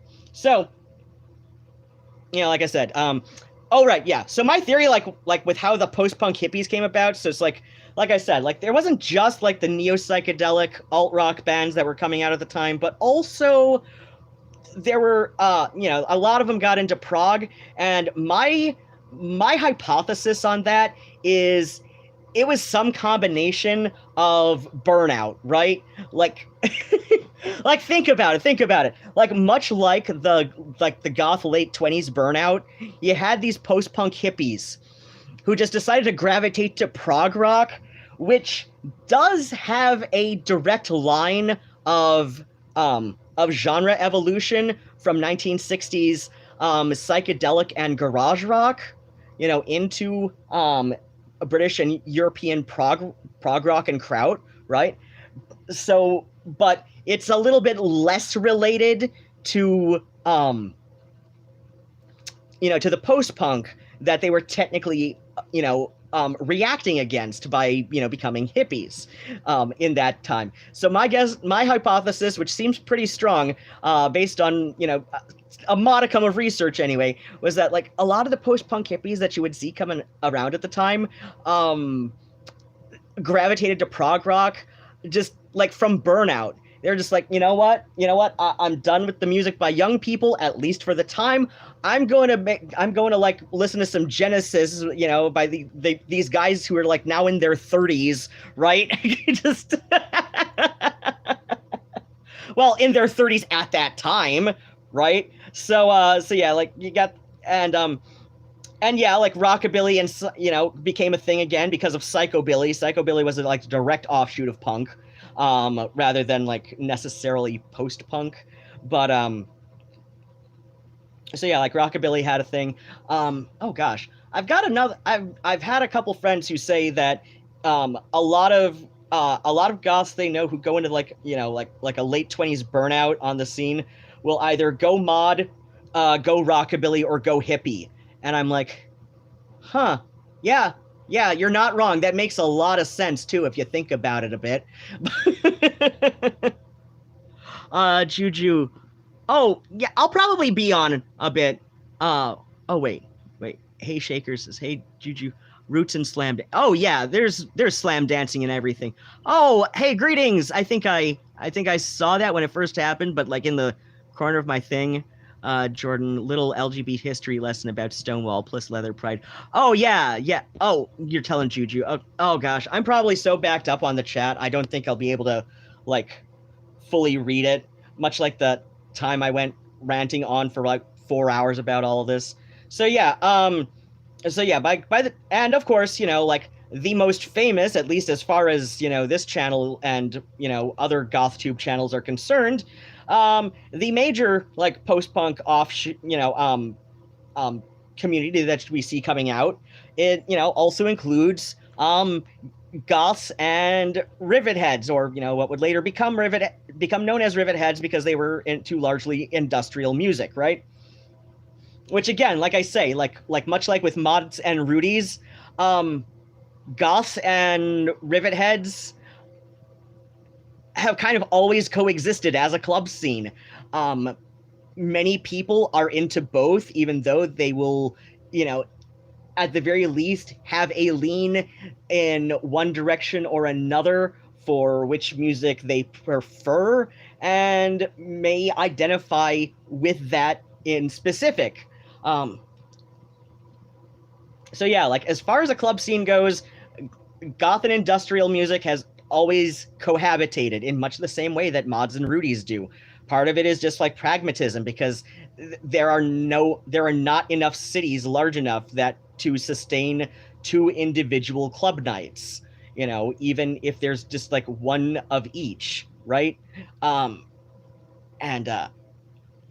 part of it is just because there's enough similarities to both main styles of music per its most relevant subculture that you know, like there's enough similarities between say darkwave and a lot of industrial music, you know, or early experimental avant-garde goth and, well, early avant-garde experimental industrial music.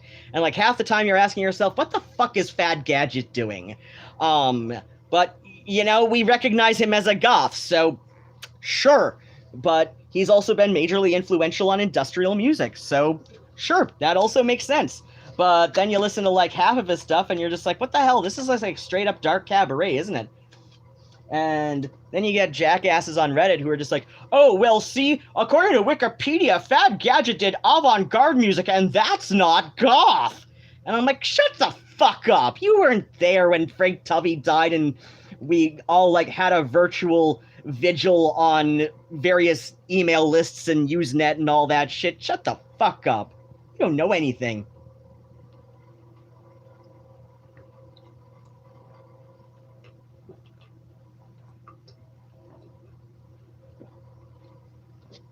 But yeah, where was I going? Right. So, as far as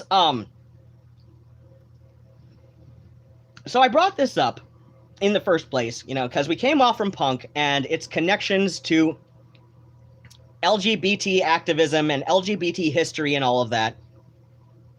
And I came up and I brought up post-punk for a reason. Now, I brought up post-punk because I would say at least as far as the unspoken, and I say this in dick quotes, dress code, because when recognizing another person as a goth or a punk, yes, there's a lot of commonality. There's a lot of main things to look for, right? But a lot of times it will come down to this ineffable it sort of quality, right? Like even when I think like to look at me, like if I were to subject myself to some kind of r/goth scorecard, even though they all insist, well, you know, the clothes has nothing to do with goth. And I'm like, then why the fuck do you do Fashion Fridays? Just, like, shut your fuck up. You're a fetus, you don't know what you're talking about. You're just waving your wiener around because you read Wikipedia and you found a lot of other, like, fetus dipshits who want to rage on about, like, you know, being pedantic bastards and making me feel like, god damn, I had a reputation for being a pedantic bastard, but I'd like to think, like, this level of pedantic bastardry that some of these people are up to would just, like, make me seem downright chill about it, right? But I digress. So yeah, I brought up goth in all of this because, like, punks and goths are easily, like, the most recognizable to each other, than probably many other of the, you know, post-punk subcultures that came about.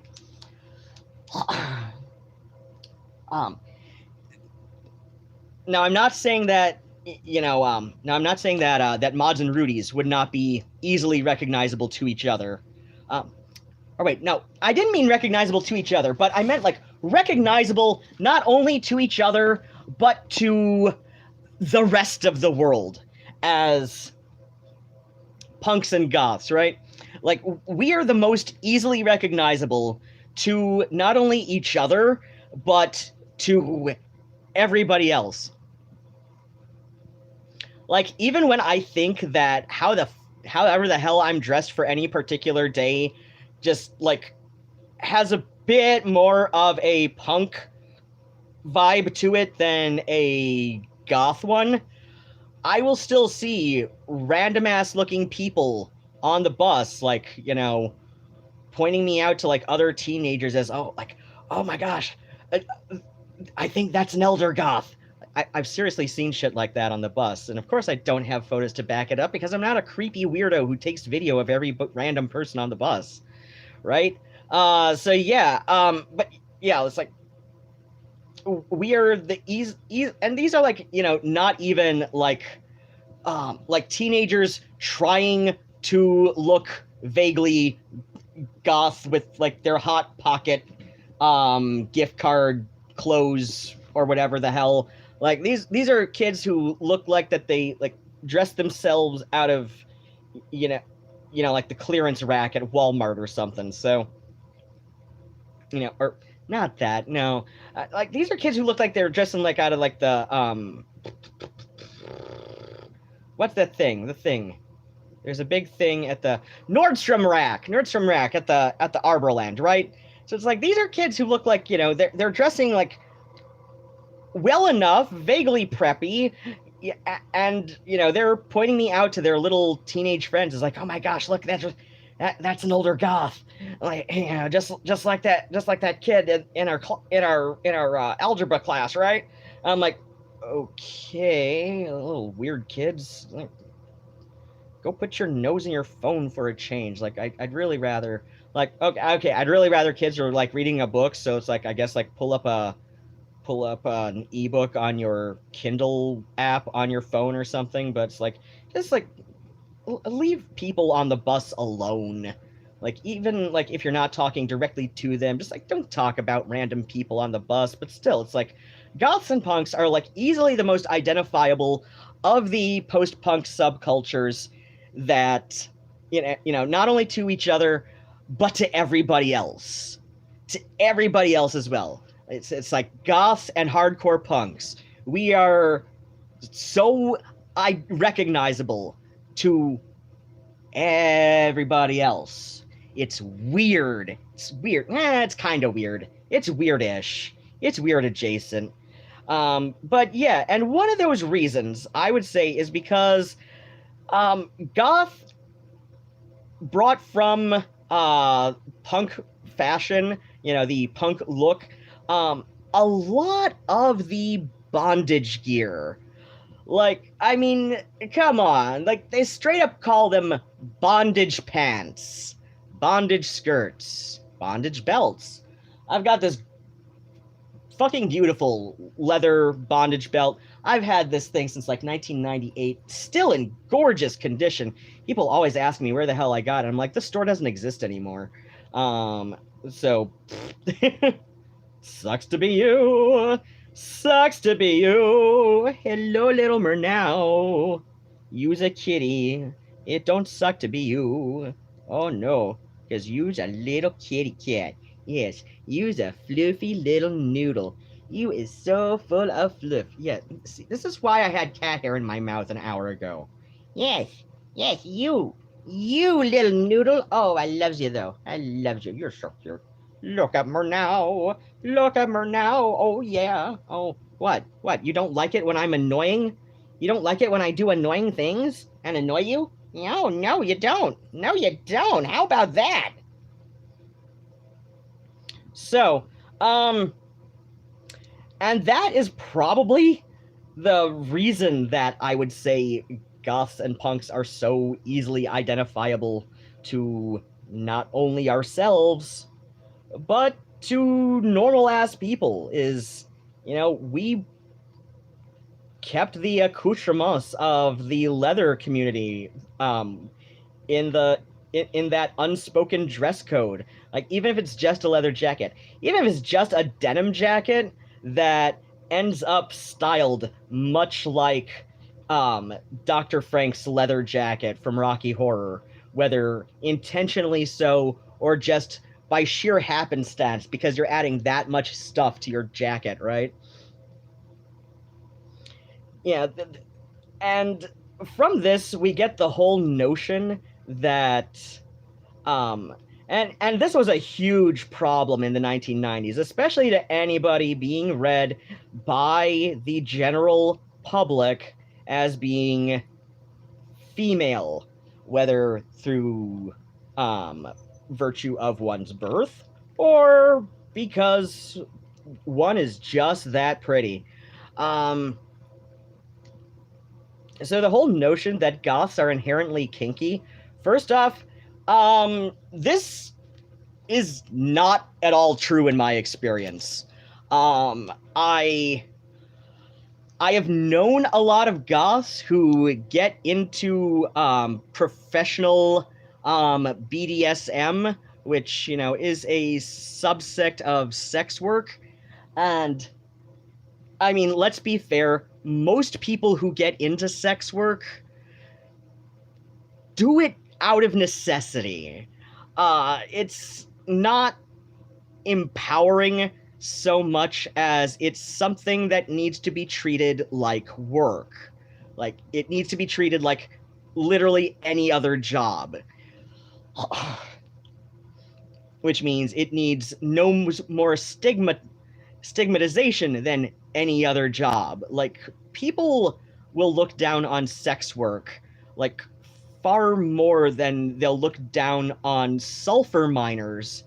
And it's arguable that sulfur miners have a little bit more agency in whether or not they are going to be sulfur miners. Like I said, it's arguable. it's arguable. And I did add the caveat of a little bit more agency in, becoming a sulfur miner than your average sex worker has in becoming a sex worker. So, yeah, like, oh gosh, yeah. Speaking of intellectual media, who I mentioned like almost an hour ago now, she does a great video about how sex work is not empowering, it's work. Like, it's just work that, and it needs to be treated as work, and it needs no more, stigmatization than any other, job, right? That the whole notion that it can be empowering is a luxury of the upper middle class, who can do this for shits and giggles, and it is like some kind of, social project or whatever, and, more power to them if that's what they want to do. There's nothing wrong with that inherently, but like, just recognize this as a luxury of your class that, well, hey, like I said, like if people want to, oh gosh, but I digress. So yeah, like I think a lot of that. Now we did have a brief scene in Sid and Nancy, I believe, which is true-ish. I mean, the whole timeline of events that it lays out is true enough. Like, it does take some artistic liberties with the events, but like I said, it's true enough. It's true enough. And there is a scene that I remember from there, where John and Sid, they go and they meet up with a friend of theirs who is working as a professional dominatrix, and and like her line when we meet her is, "And you've been a very naughty accountant." And yeah, like I said, like this is survival sex work that she's doing, and there's a reason for that, and like why it became like so. This is why. Now it's not because of the movie; it's because like a lot. So like the underground punk scene at its humble beginnings as something that commingled and had significant overlap with queer activism and queer community art in 1960s US and UK. Like, there were activists and artists on both sides of the Atlantic. It's just like, I know more about the American activists and I know more about the UK artists because that's the knowledge bases I became exposed to, based largely on upbringing. So,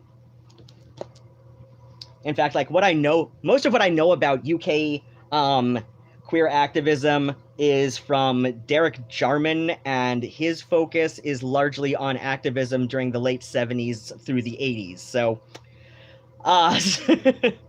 so yeah, my knowledge of UK queer activism is going to be a little bit offset for the timeline I've established with this little oral history here. So, hold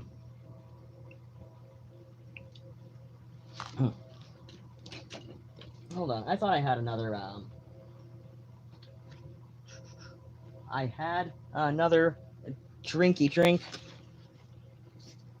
Seriously, I don't want to get up, but I want my tasty beverage.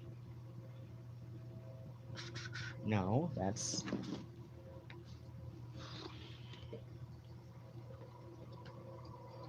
Oh, hey, there it is. It ended up under some crochet pieces. Okay, that makes sense. And I don't mean that sarcastically, as I often say. Oh yeah, that makes sense. But yeah. So where was I going? Right. So yeah, like as I began many times before, like when we go to see the overlap with queer activism and the leather community in the late 1960s, early 1970s in the U.S. and the queer art community, which also had a lot of leather, leather and otherwise LGBTQ LGBTQ kink enthusiasts as well. So that's where we bring a lot of this in. And because, there is the leather scene, this also means that there is going to be some survival sex work in both of these communities.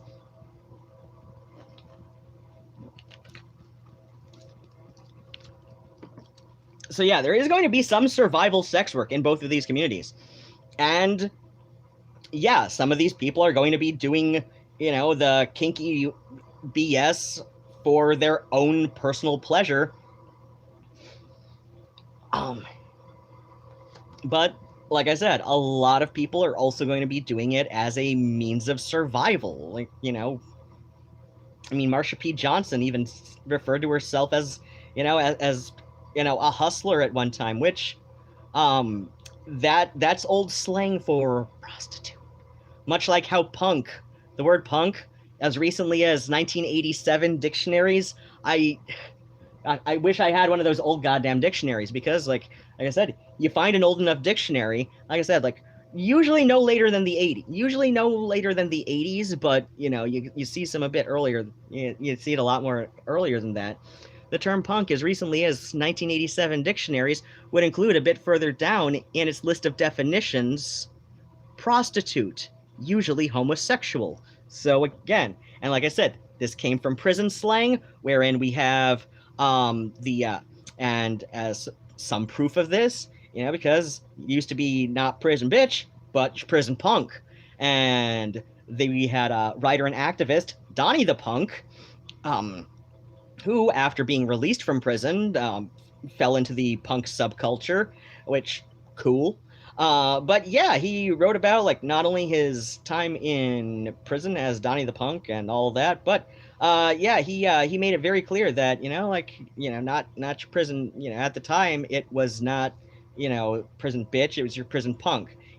And he got the nickname Donnie the Punk in prison because he was the willing bottom, right? So again, like I said, we've have this long intertwined history between, like, even before Goth was, a twinkling in Peter Murphy's eye. There was this connection between,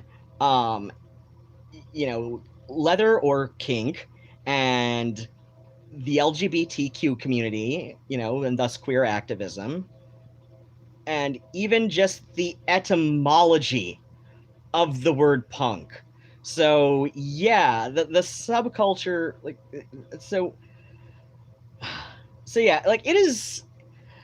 And like I said, like I've known a few goths who have worked as pro doms or otherwise professionals in the BDSM world, and no judgment, I've done that work myself very briefly.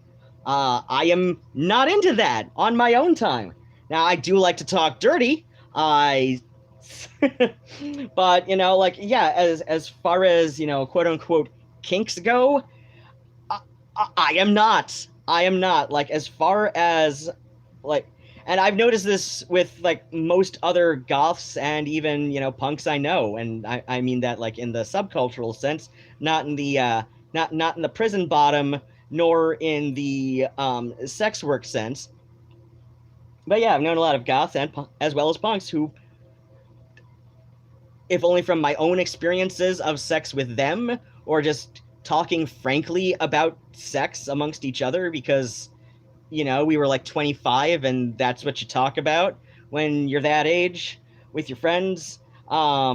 And I guess you talk about it, I guess, like, if Sex in the City is anything to go by, like, some people just have that friend dynamic where they'll talk open and frankly about sex, and, oh my gosh, that's right, Golden Girls did that a lot too, but, they did it in, more genteel language. But yeah, I guess, like, there's some people who, like, well past their 20s will have, like, open and frank discussions about their sex lives. And in my experiences, most goths, most punks, we have the most vanilla taste in sex. Like, like, we just like good old-fashioned sex. I mean, yeah, like we'll mix up positions, but we don't need to bring in the ropes and the chains and the paddles and all of that. And if we do, it's only every once in a while. It's just to spice things up every now and then. Um, but yeah, so like this was a big problem in the 1990s when, as a subculture, goth really, really came into its own. Like this was goth's coming of age, was in the mid 1990s, and so that meant you got a bit of media attention. That meant we also got stereotyped as being the kinky sex monkeys, right? We got stereotyped with this so much. Like, oh my gosh, like there are people, um, um, women and otherwise, who, especially if they were teenage goths in the 1990s, have so many stories about people of varying ages, usually men of varying ages, many of them well outside the age range wherein the sometimes as young as 14-year-old or then 14-year-old girl in question, because we're talking about goths in the 1990s, like the and I use this term loosely, a gentleman in question is clearly well older than what would have been considered in the range of the quote-unquote Romeo and Juliet clauses, where it would be considered consensual, as in, like, he was clearly more than 3 years her senior, to put it lightly. I don't know of a single close in age exemption to age of consent laws that is more than 3 years. So, wait. Hold on a sec. I think I missed a, Oh, shit! Aw, son of a bitch! Damn it! Oh, fuck, I've got to replace this book. What the fuck even spilled here? Damn it!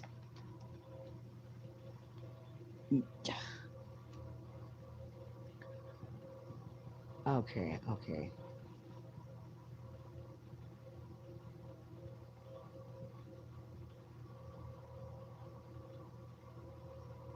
I did miss a row, but goddamn. Okay. Fuck. Okay, I gotta replace that book. That book is trashed. I don't know what the hell spilled there, but it's is nasty. Okay, so I did miss a row, but okay. Yeah. Oh wait, no, I did not. Son of a bitch. Okay. So yeah.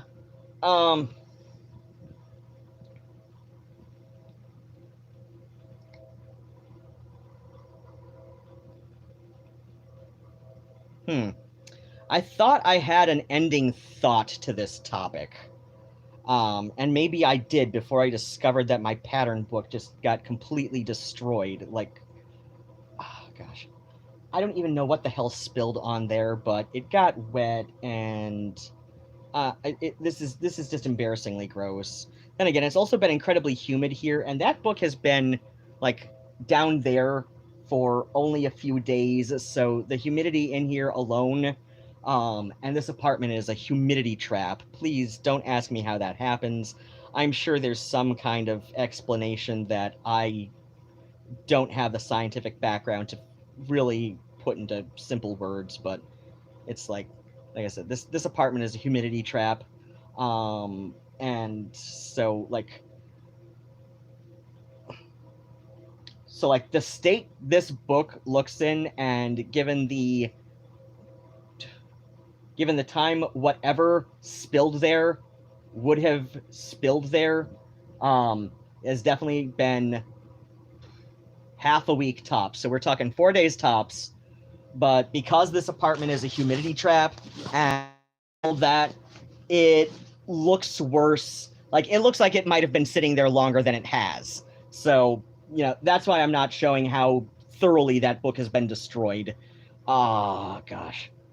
I don't even know if I can finish this without the rest of that, because I can't even turn the pages. Shit.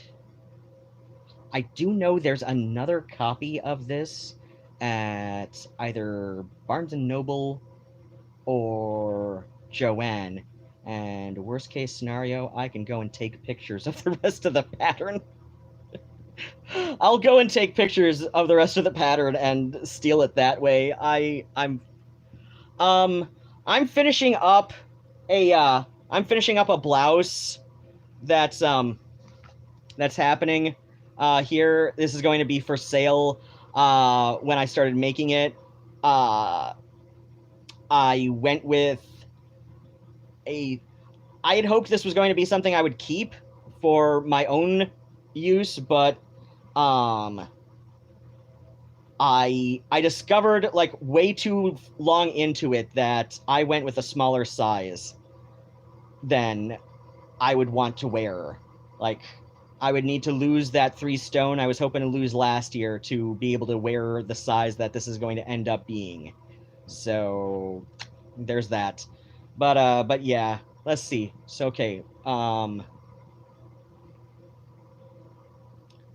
So yeah, the whole association between goth and the whole association between the goth subculture and kink has a long prehistory even. And like I said, it comes down to the connections that the early, like, proto-punk community had with LGBT activism, and the connections LGBT communities had with their own leather community, which was considered their own sort of branch of the local kink community. So when people go and they show that blue, black, and white flag with the heart up at the top right, and they call that the kink flag, like, that is inaccurate. That is the leather flag. That is the leather flag. It was a gay thing, always been a gay thing, and the fact that heterosexual kinksters have adopted it, that is I don't know. It's somewhat appropriative, because, and I say somewhat because it was specifically created for by and for gays at the 80s pride rallies and all that, to represent the leather community, which is, like I said, the specific, like, queer branch of many local kink communities. So yeah, I don't know. I've got strong feelings about that, and I'm not even kinky. In fact, like I said, in my experiences, most other goths and punks are just not kinky. But the fact that the two are so strong, the fact that goths and punks and rivet heads are so strongly associated with the kink community has a long prehistory that goes back to the 60s even. And unfortunately, like I said, this has had some unfortunate results when, like, out and about, and because it is so deeply intertwined into the subcultures at this point, I really don't see a way to undo this, because at this point it's like, why should goths and punks be necessarily willing to relinquish our bondage belts, many of us have spent a lot of money on, oh gosh, I don't even remember what the hell my bondage belt, I don't remember what I paid for that originally, but I do know if I were to buy a similar belt today, we're looking at somewhere in the area of about $200, because just because the quality is just like that good, right? So yeah, like why should we have to give this up so that people won't assume that we're into kinky sex? And that all comes down to um now, like I said, I'm not a kinky person. Like, at most, like, I'm not even into being spanked. I mean, it, like, there are some things where if the other guy is into it, I'll humor him. Like, there's some feet stuff that I'm okay with, but I don't understand when other guys are into feet, right? Like, I don't understand rubbing having somebody else rub their feet all over your junk. I don't understand that. That is weird to me. I don't understand like the fascination with like even just being broadly fascinated with the way somebody's feet look, right? I don't get it. I don't get it. I mean, that's not to say I don't like my own feet. I mean, I do wear toe rings. I do like to wear anklets with jingles on them. Um I have so I guess I do in a way kind of get it. It's like, I don't know, like, go bigger. It's my own kind of like, semi, it's my own kind of like pretty take on skag drag, where it's like, all right, I don't think I fully defined skag drag. So it's like skag drag is the point like after you get from the gender fuckery drag like Ongina or Milk, where it's not about where it's not about trying to look like somebody of a different gender. It's about like gender fuck drag is about like mixing gendered characteristics. So like on RuPaul's Drag Race with that season we had Milk, and they did that. And they did that long Billy Goat beard with that runway dress. Oh my gosh, I loved that. I love that. That's how I knew, like Milk was going to be my favorite of that season. And of course, I gradually lost interest in the rest of this. I don't even remember who won that season. I really don't. That's like how quickly my interest in Drag Race just kind of, waned. But Skag is where you are just like,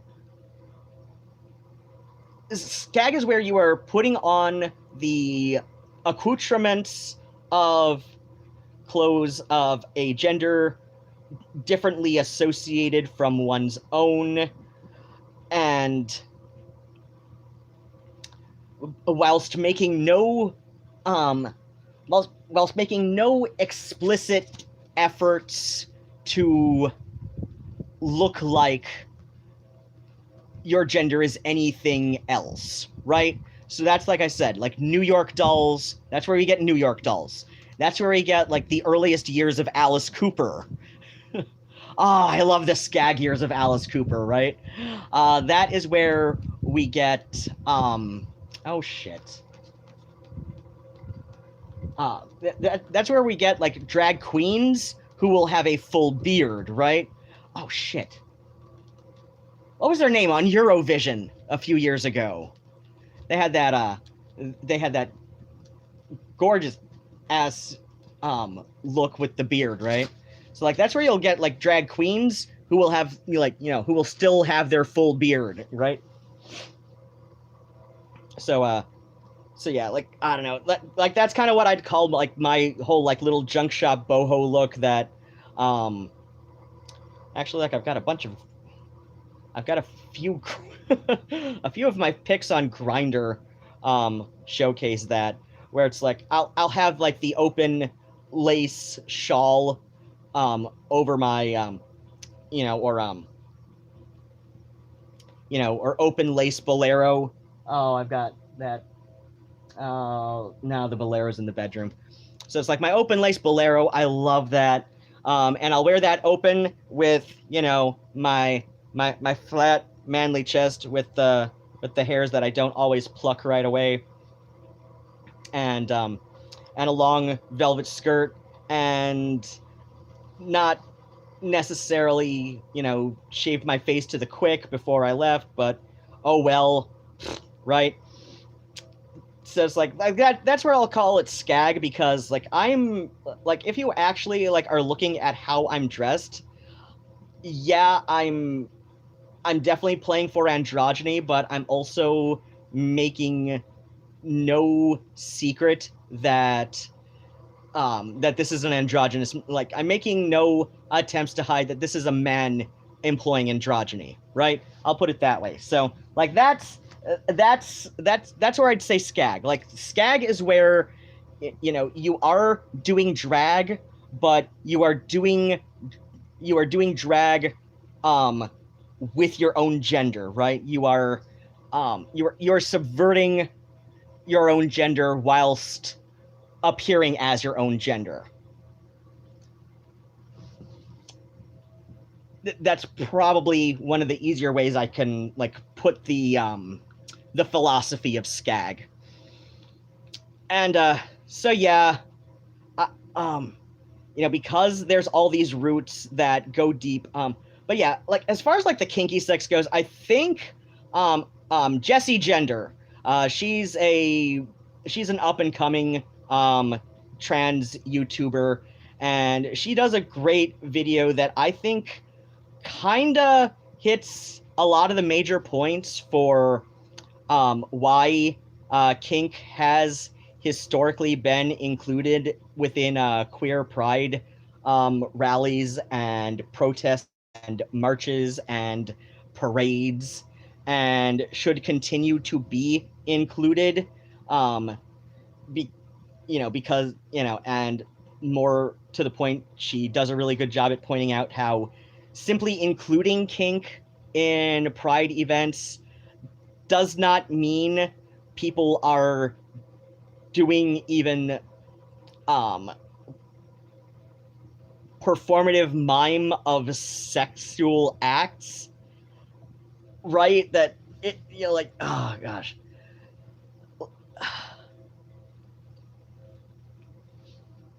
Like she puts it a lot better than I could, just because, like I said, I'm not really a kinky person.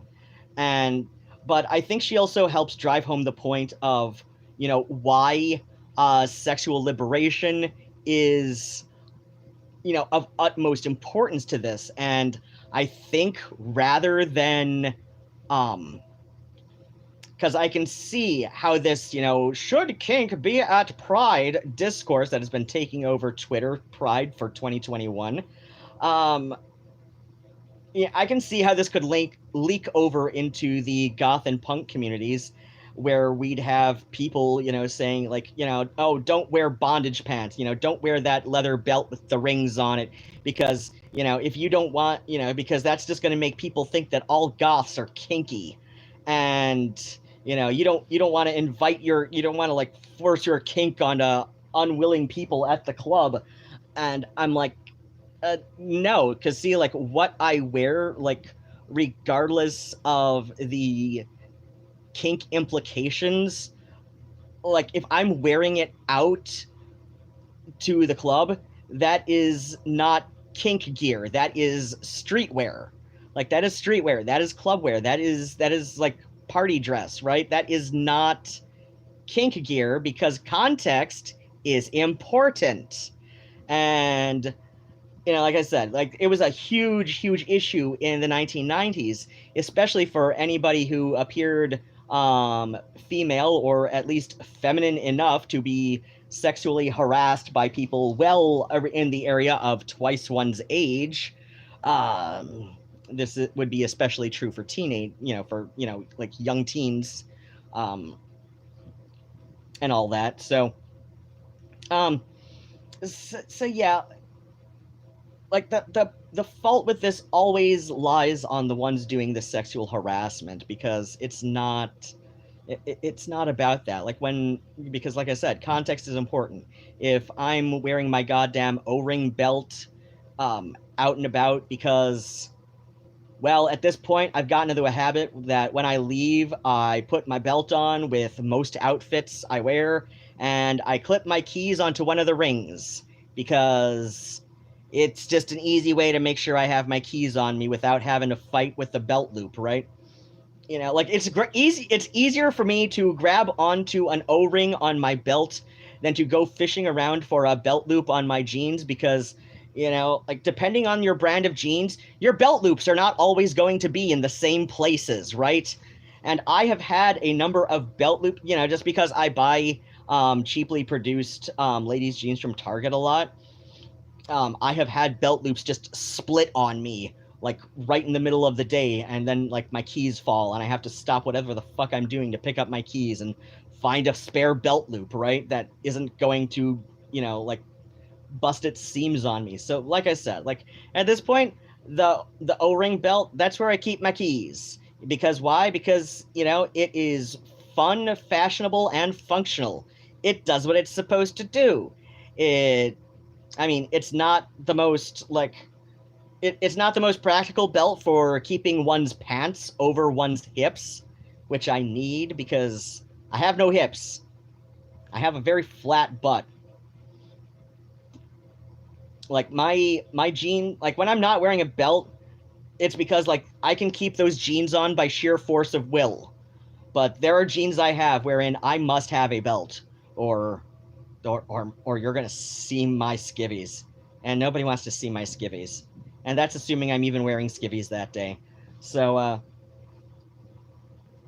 so yeah, like if you still think after listening to all of that there's like some inherent kinkiness to goth rather than just like a long shared history with with the LGBT activist and artistic movements that go back to the 1960s, then I don't know how else to help you. Like I said, I've recommended plenty of sources for y'all to go fact check on your own time and all of that. So now what was I going? Okay, it's about 2 and 51 minutes in, so time to do the wrapping up things. So the next few scripts. So as I keep promising, I do 100% intend to film the Wraithu book reports that I've been working on. I've got myself at a mental point where I can do a review for the Moonshawl. Mentally, emotionally, I can do this. I should be able to do this coming week. And have that uploaded and all, and that should be great. Because like I said, it's a great book. I love the story as the story, but as I've said many times before, the Welsh in that is, it goes from functional, like beginner, it goes functional, albeit beginner mistake level, okay, fair, to bad.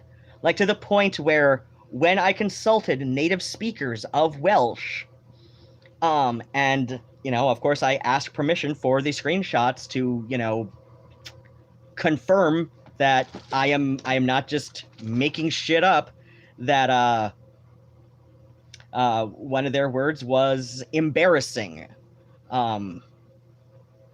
So yeah, and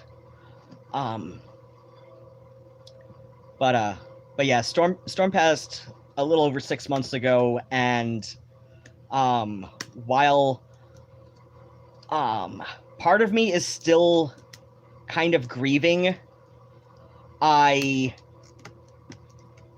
won't have guilt for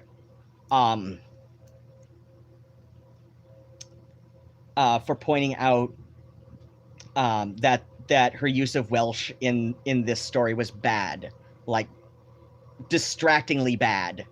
Because like I said, like even as somebody who only speaks it as his second language, it got very distracting for me. Like I had to put it down for sometimes days at a time before I could pick it up again.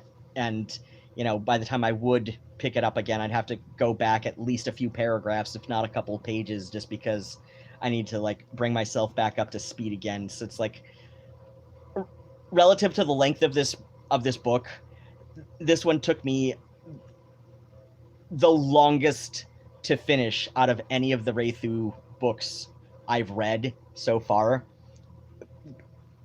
simply because of the use of Welsh.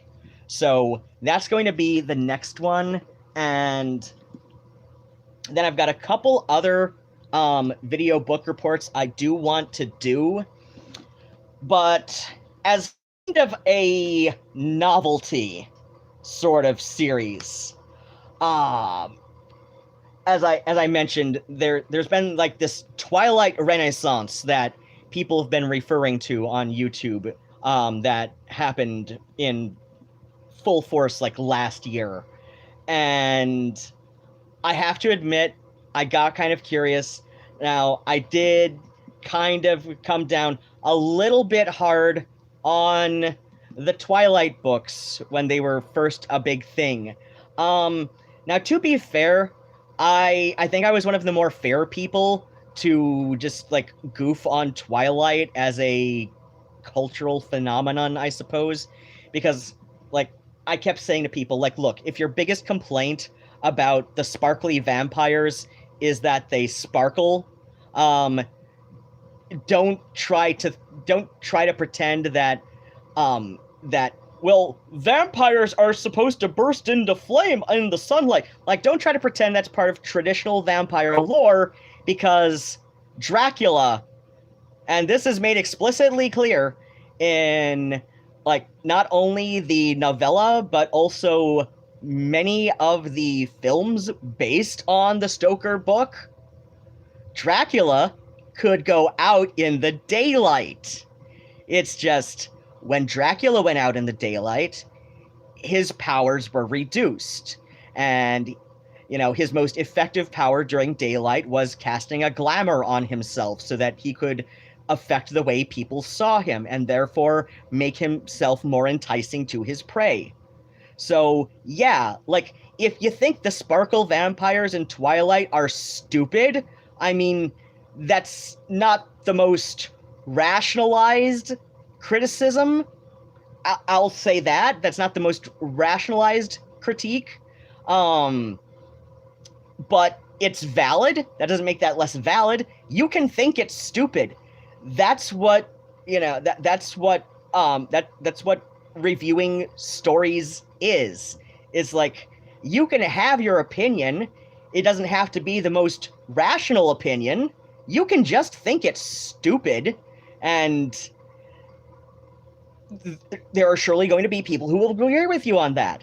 That is a valid critique. You can have a critique that is pure opinion, such as, this is just fucking stupid. So, just say what it is. So yeah, I've had a couple of, I've been kind of curious myself, as well as I've had a couple of friends and acquaintances just kind of gently encouraging me. Of course, one acquaintance is really excited to hear what I have to say about Twilight.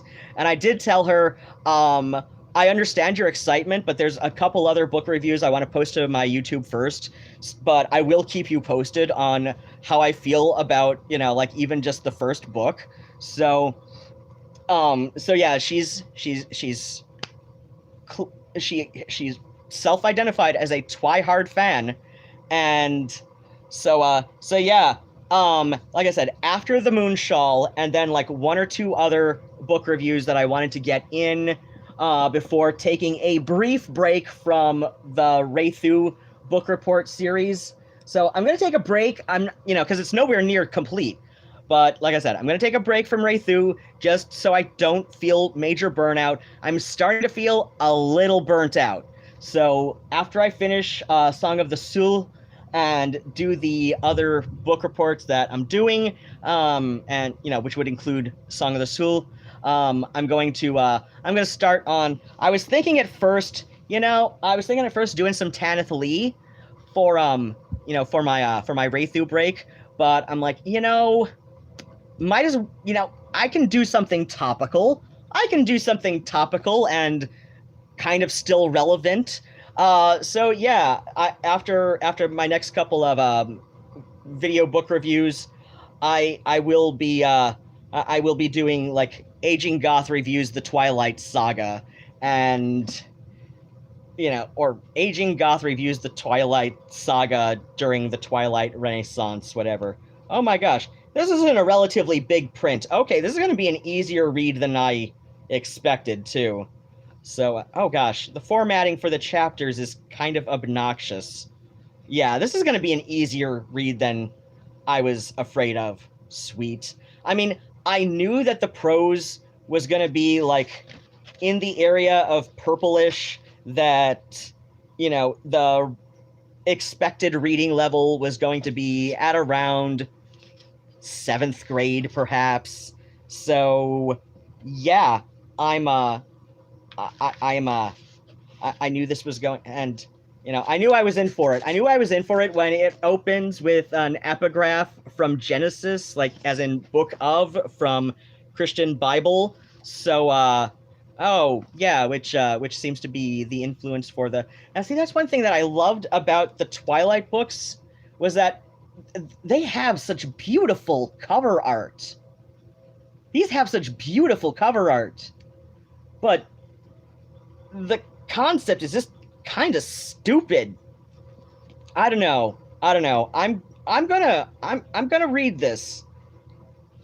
I'm not saying I'm going to like it, but I'm saying I'm going to be fair to it. And what happens, happens. And so, yeah, I'll do a quick look over of some of the chat that I missed. Not all of it, but just like a quick stuff of the most recent stuff.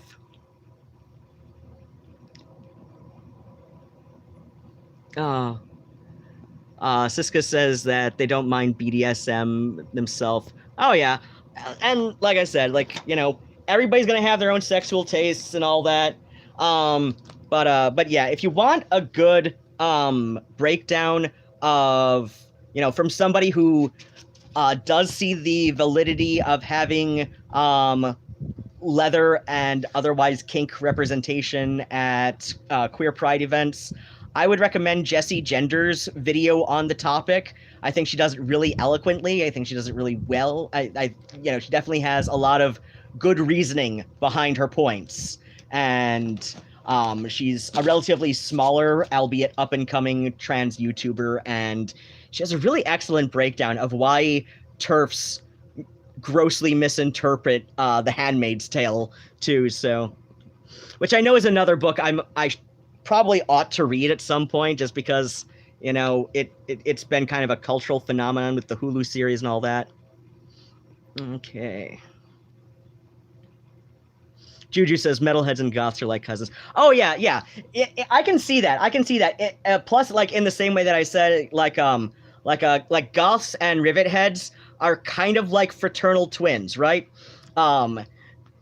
Like, sometimes there are fraternal twins that can look identical. The Olsens are an example of this. So, like, to the untrained eye, depending on how one is dressed, goths and rivet heads may look completely the same, right? Whereas to the trained eye, one may be able to easily tell the difference, right? And this is going to depend on, like, the individuals, right? But they are clearly siblings. They are clearly siblings who have been doing shit together for a long-ass time and have a very close, caring relationship, even if there can be some tensions from time to time, because, face it, you shared the womb together, right? Like I said, fraternal twins. Because as a club scene, they have always cohabitated. But yeah, goths and metalheads get along great. It's like that cousin you can't wait to see at Christmas, like when your big Catholic family has, your aunts visiting from out of state. It's like goths and metalheads are like those cousins that can't wait to, like, get together at big family gatherings and drive everybody nuts, right? It's great. Same with punks and metalheads. Like, come on, like, listen to Anthrax and tell me that punk and metal have not gotten along for a long-ass time.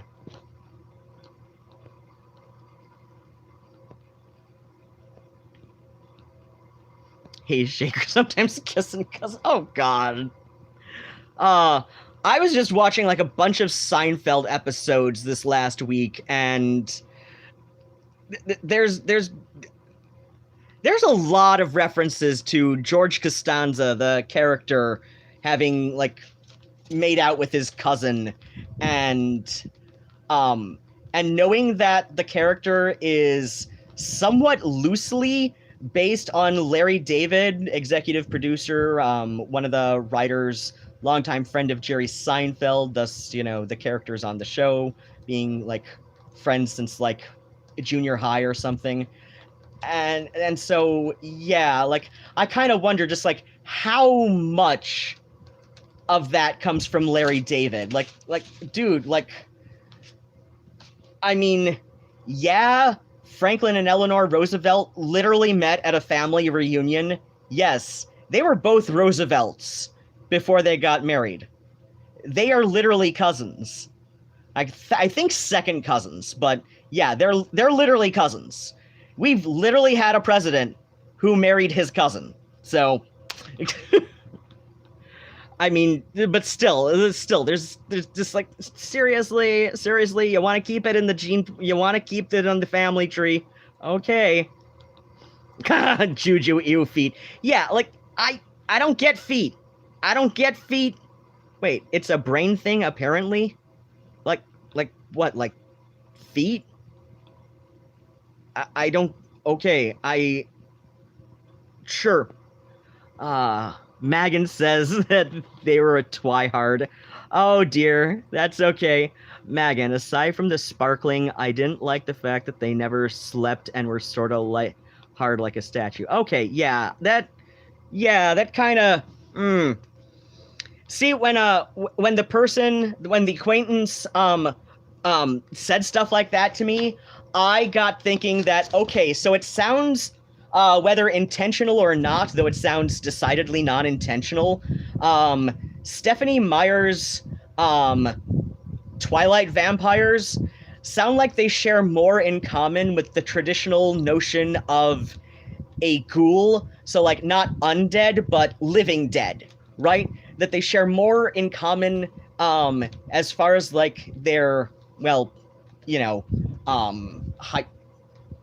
fictional, physiology is shared with a ghoul, right?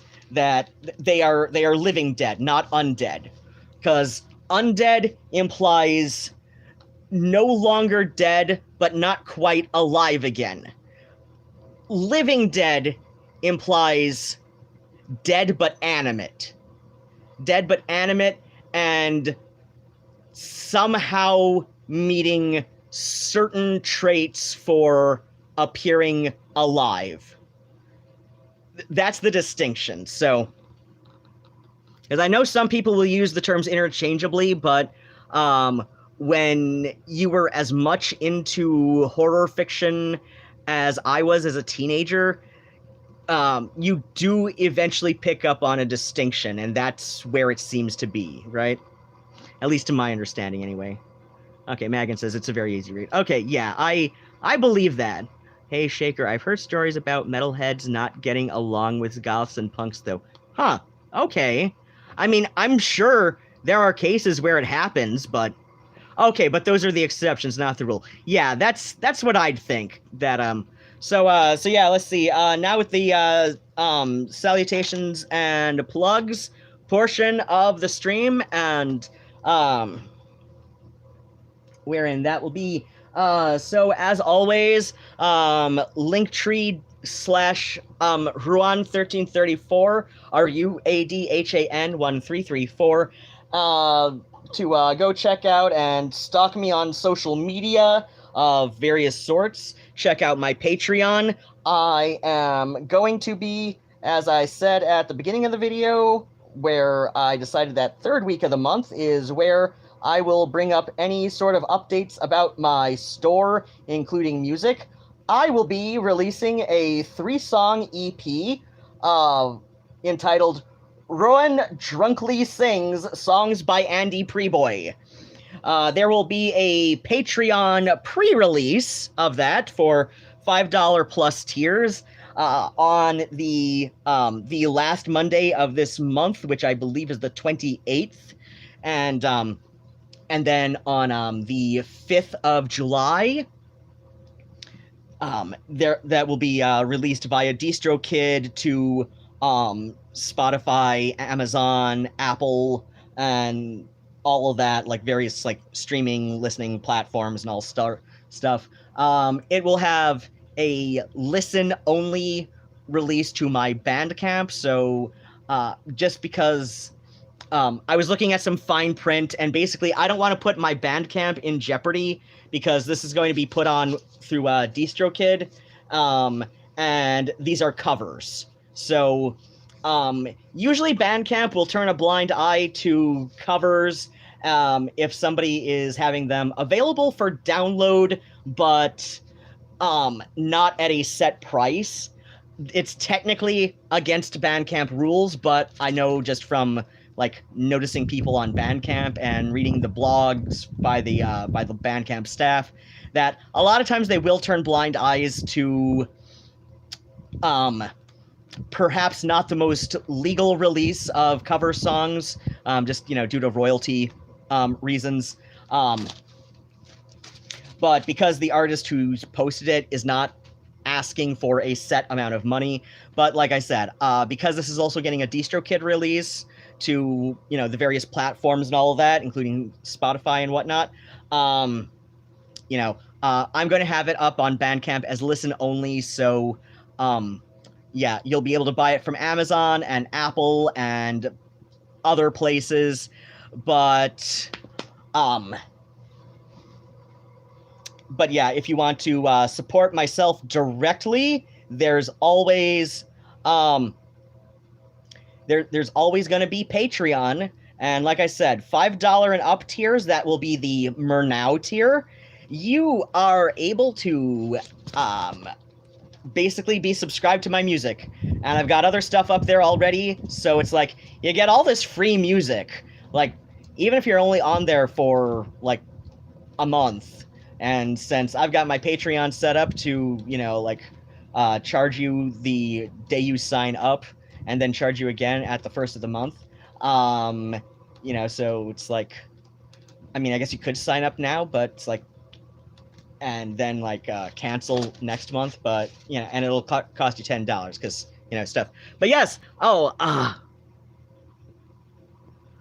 Oh, yeah, you lose first here. Was not expecting me to still be streaming. Oh, yeah, well, I'm wrapping up about now. I got kind of long-winded. I kind of,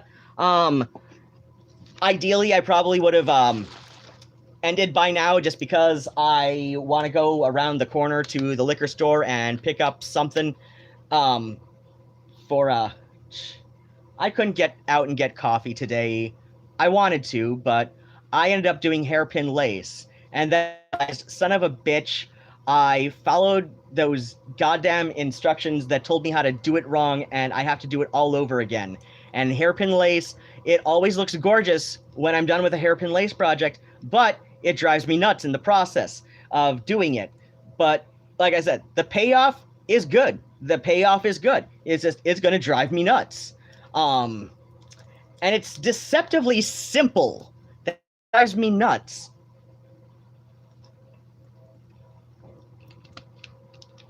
See, the thing, oh my gosh, there's these terrible instructions for hairpin lace from Bernat Yarns on YouTube that says, oh, you want to insert the hook through the left loop. No, you don't. You want to insert it under the left loop, then yarn over and pull through and single crochet. If you were inserted through the left loop, you done fucked up. Like, that is not going to hold together. It literally is not going to hold together.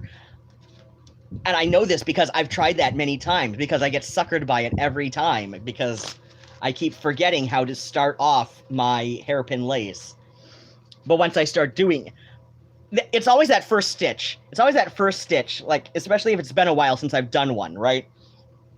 So yeah, other than that, like I said, I've got music coming out in a couple weeks. I apparently desperately need to re-record to stay on schedule, but that's okay. I have I am able to keep myself to a schedule apparently a little bit more easily than I thought. So let's see. Tomorrow I got stuff to do, but that's not important here. So yeah, like I said, Patreon. Yeah, Lucifer mentioned the Murnau tier, and he loves it. Yeah, I've got 6 tiers on my Patreon. $1 plus is called the Ypsilanti Street Tampon. I am dead serious. Like, I have been all over the Ypsilanti and parts of Ann Arbor for some reason. There is a habit of, like, people leaving unused tampons just right out in the street. Like, it almost makes sense near a high school where you figure kids are goofing off, but, like, no, it is not restricted to just the, areas within, around a high school where kids are goofing off with their little menstrual products, right? But no, like, yeah, Ypsilanti street tampons. I don't know. It is a phenomenon around here. It happens a lot. Yeah, Lucifer, Ypsi street tampons. I don't get it either. But you see it all the time around here. Like, there are tampons just unused, thankfully unused tampons just lying in the street. Often, the little bullet popped out of the applicator, just hanging around, just there, like, on the street, with the little string following it, like a little mouse, but I'm just like, okay, yeah, Ypsi street tampons. Did you get tumbleweaves? Huh, I'm not sure I understand. Level 2, or second tier is $3 and up, which is called, Ibobelrevev. So yes, the strange people. And I know that I refer to you all as my strange people, Ibobelrevev, all the time, but what sets you apart at the $3 and up tier is, after 3 months of patronage at $3 and up, you will be sent a sticker that says, I monetarily support DJ Spooky Pants 3-hour radio hour on WFKU. Patreon gave me the option to make, yeah, random wigs and weave and stuff. Okay, yeah, just like random extensions lying around. I've seen those on occasion, but yeah, I mean, those are a pretty well-known phenomenon, but it's like the street tampons. Like, what the shit? And, like, here's the funny thing. Like, when you go on Instagram and search the tag street tampon, you only get Ypsilanti and this town in Wales. Which is another reason I have to take the bicycle tour and go to this town in Wales and see if I can spot other street tampons. Like, I will elect these two as sister cities because of the street tampon phenomenon. Like, this is so weird. It is so fucking weird.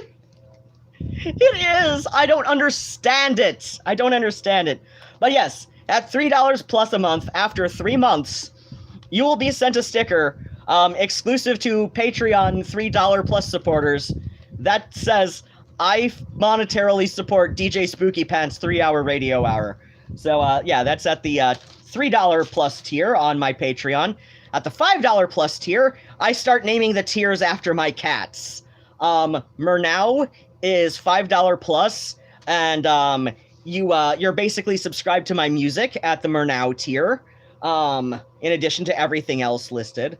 At the Phoebe tier, I think that is, Phoebe tier is, $10 plus, I believe. I can't remember, she's 10 or 15. But yeah, I think she's $10 plus, and, you get access to PDFs of my novels, and some other writings, published and previously unpublished. Shit. I forget the special thing at the Nigel tier, but I believe he's $20 plus. And then at the $50 plus tier is called What's That White Boy? At the $50 plus tier, it includes everything from the Nigel tier, and up through, it includes everything from Street Tampon through Nigel tier, plus with the added bonus that you provide your phone number, and once a month, on a day of my choice, at a time of my choice, I will call you. I will have my caller ID spoofed or masked. I will not have a conversation with you. I will simply sing You're Crazy by Guns N' Roses, and further months down, I may mix it up and include other songs, but I will sing at you once a month for $50, or, at the $50 plus tier. Like I said, you provide your phone number. I will not have a conversation with you. I will not ask you how your day's been. I will not even say hello when you pick up. I will simply start singing and then hang up when the song is done. There is no other reason for you to pay me $50 a month via Patreon other than you like the melodious sound of my voice. And if you like the melodious sound of my voice, it might be money well spent. I can't make that decision for you, but I'm telling you that the option is there should you choose to take it. And because left to my own devices, I like to do as little quote-unquote work as possible. That is limited to a maximum of 28 patrons, because I really want to believe that there aren't that many people out there who would pay me that much to do that. Oh god, Lucifer says, holy shit, I wish I had the money for the $50 tier just to get the voicemail where you sing to me, because let's be real, I wouldn't answer a phone call. Oh yeah, it doesn't matter if you pick up or if it goes straight to voicemail. I will sing. I will sing a single song and then hang up. That is what you were paying $50 a month for. At the very least, I am quite upfront about that. I'm not making any grand promises that I am unable to keep. I also make it clear for all the other tiers below that I have no sense of a schedule, I completely fail at executive function, and I cannot make any solid promises on when stuff will happen, only that eventually it will happen. So, yeah, which again is like why I made the $50 tier, for a day of my choice at a time of my choice. Though, given the schedule I keep, it's most likely going to be between the hours of noon and 4 a.m. U.S. Eastern Time. So there's that. But yeah, I will sing at you. Lucifer says, I'm more than happy for Ipsy to be a sister city with the city in Wales because street tampons. Right. Like, I don't get it. Like I said, like, that is, when you do a tag search on Instagram for street tampon, you only get two cities, Ypsilanti, Michigan, and some town in Wales that I must visit on the bicycle tour just to confirm this phenomenon of street tampons. And like make these two towns unofficial sister cities, because I doubt the town councils of either place, much less both of them, will agree to a sister cityhood on this. They're just like, wait, you want us to be known as sister cities for what reason? Because of random tampons in the streets? Are you insane? To which I will say, hey, there's a lot of people on the internet who think so, but let me tell you, my mother had me tested.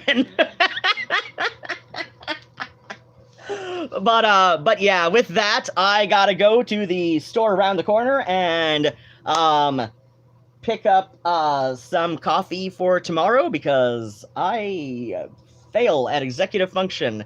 Other than that, wear your sunscreen. Otherwise, take very good care of yourselves and have exactly the kind of days that you deserve. Lucifer, my mother having tested. Right. Well, I mean, like I approached the town council of either Ypsilanti or I can't remember why I keep brain farting on the Welsh town, right? It was like I approach either town council and I propose the sister cityhood on account of street tampons. And they're gonna be looking at me like I've just lost my mind. And I'll say, like, look, no, Instagram, let me show you. And they're gonna be like, but why? I'm gonna say, because it's amazing. Have a great night, day. Oh, of course. All right. So otherwise, take good care of yourselves. Bats and kisses. Nosta achwil.